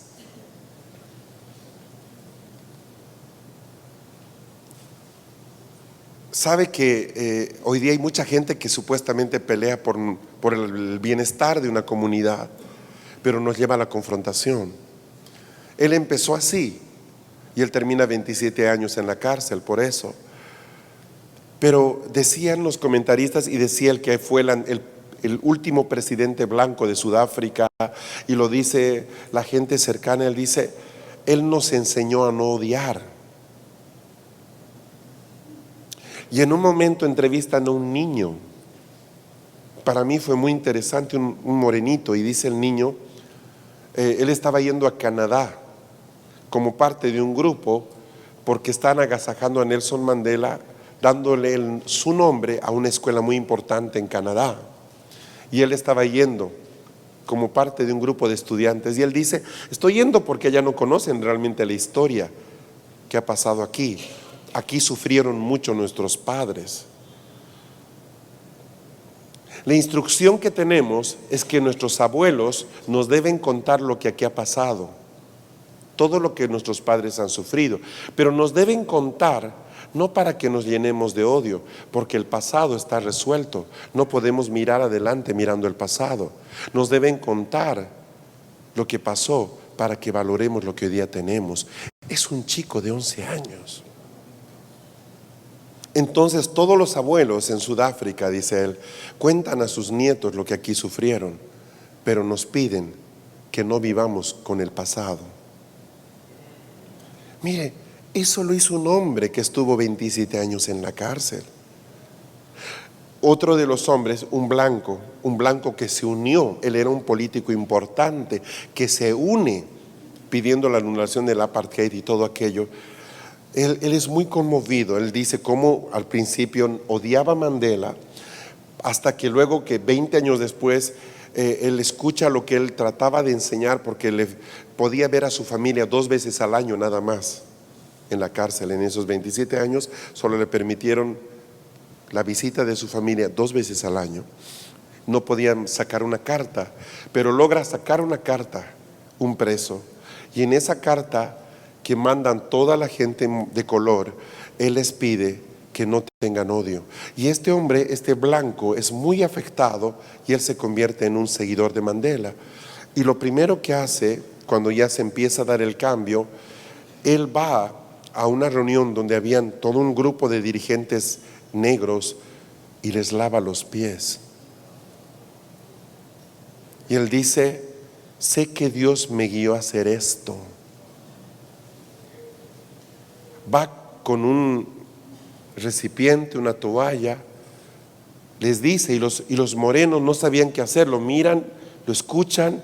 Todavía estaba en la cárcel Mandela, y este hombre se pone de rodillas esperando, y una mujer, una ancianita que tenía una muleta, es la primera en acercarse, quitarse los zapatos y se pone a su alcance.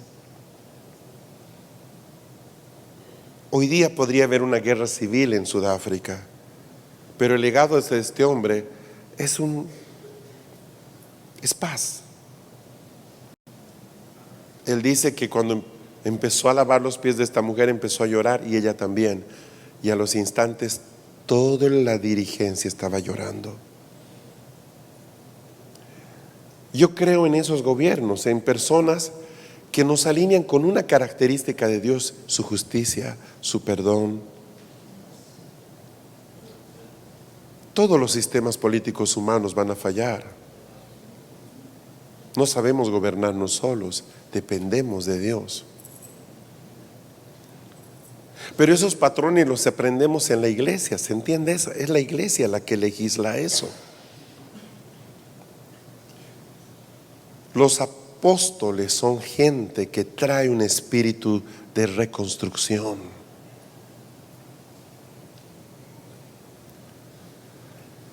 En el libro del profeta Isaías, este pasaje que tanto amamos todos, creo yo, capítulo 61, donde dice: el Espíritu del Señor está sobre mí, porque me ha ungido el Señor para traer buenas nuevas a los afligidos.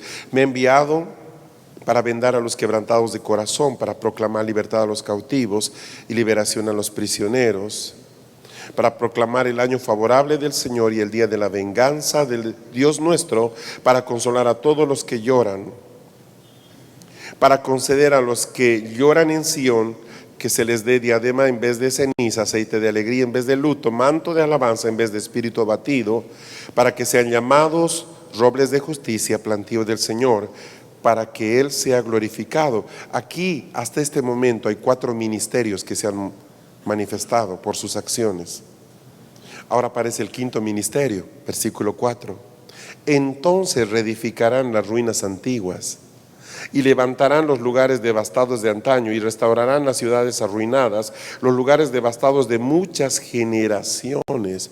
Esa es la unción apostólica. Estamos hablando de lugares devastados, lugares en el espíritu que han sido asolados por la religiosidad, ciudades enteras que han sido destruidas por falta de conocimiento, por falta de temor de Dios. Si usted lee del versículo 1 al versículo 4, están los 5 ministerios expresados. Está el evangelista, está el profeta, está el maestro, está el pastor, y termina al final el apóstol, los restauradores de ciudades. ¿A dónde me lleva este enfoque? A que nosotros pongamos de verdad importancia en lo que es el peso del ministerio apostólico, la reedificación. Pero ¿con qué fundamento? No con fundamento extraño. Pablo dice: he ido y quiero y prefiero ir a predicar a un lugar donde nadie ha puesto otro fundamento. ¿Recuerda eso? Porque está hablando de cultura. Quiero un lugar nuevo donde pueda decir: saben que todo lo que ustedes sabían no es cierto, nada de eso es válido, desde ahora vamos a mirar para allá y punto. ¿Por qué? Porque cuando ya la gente ha aceptado una fe con una cultura que no es correcta, nuestro proceso de reprogramación es más complicado. Tienes que hacer esto. Ah, pastor, sí, pero es que la Biblia dice esto. Sí, pero es que yo te estoy diciendo que dice la palabra tal cosa. Y el otro le responde: ay, estamos jugando espaditas, ¿vio? La unción de reedificación es la unción más valiosa del ministerio apostólico en este tiempo. Amén. Estamos aquí.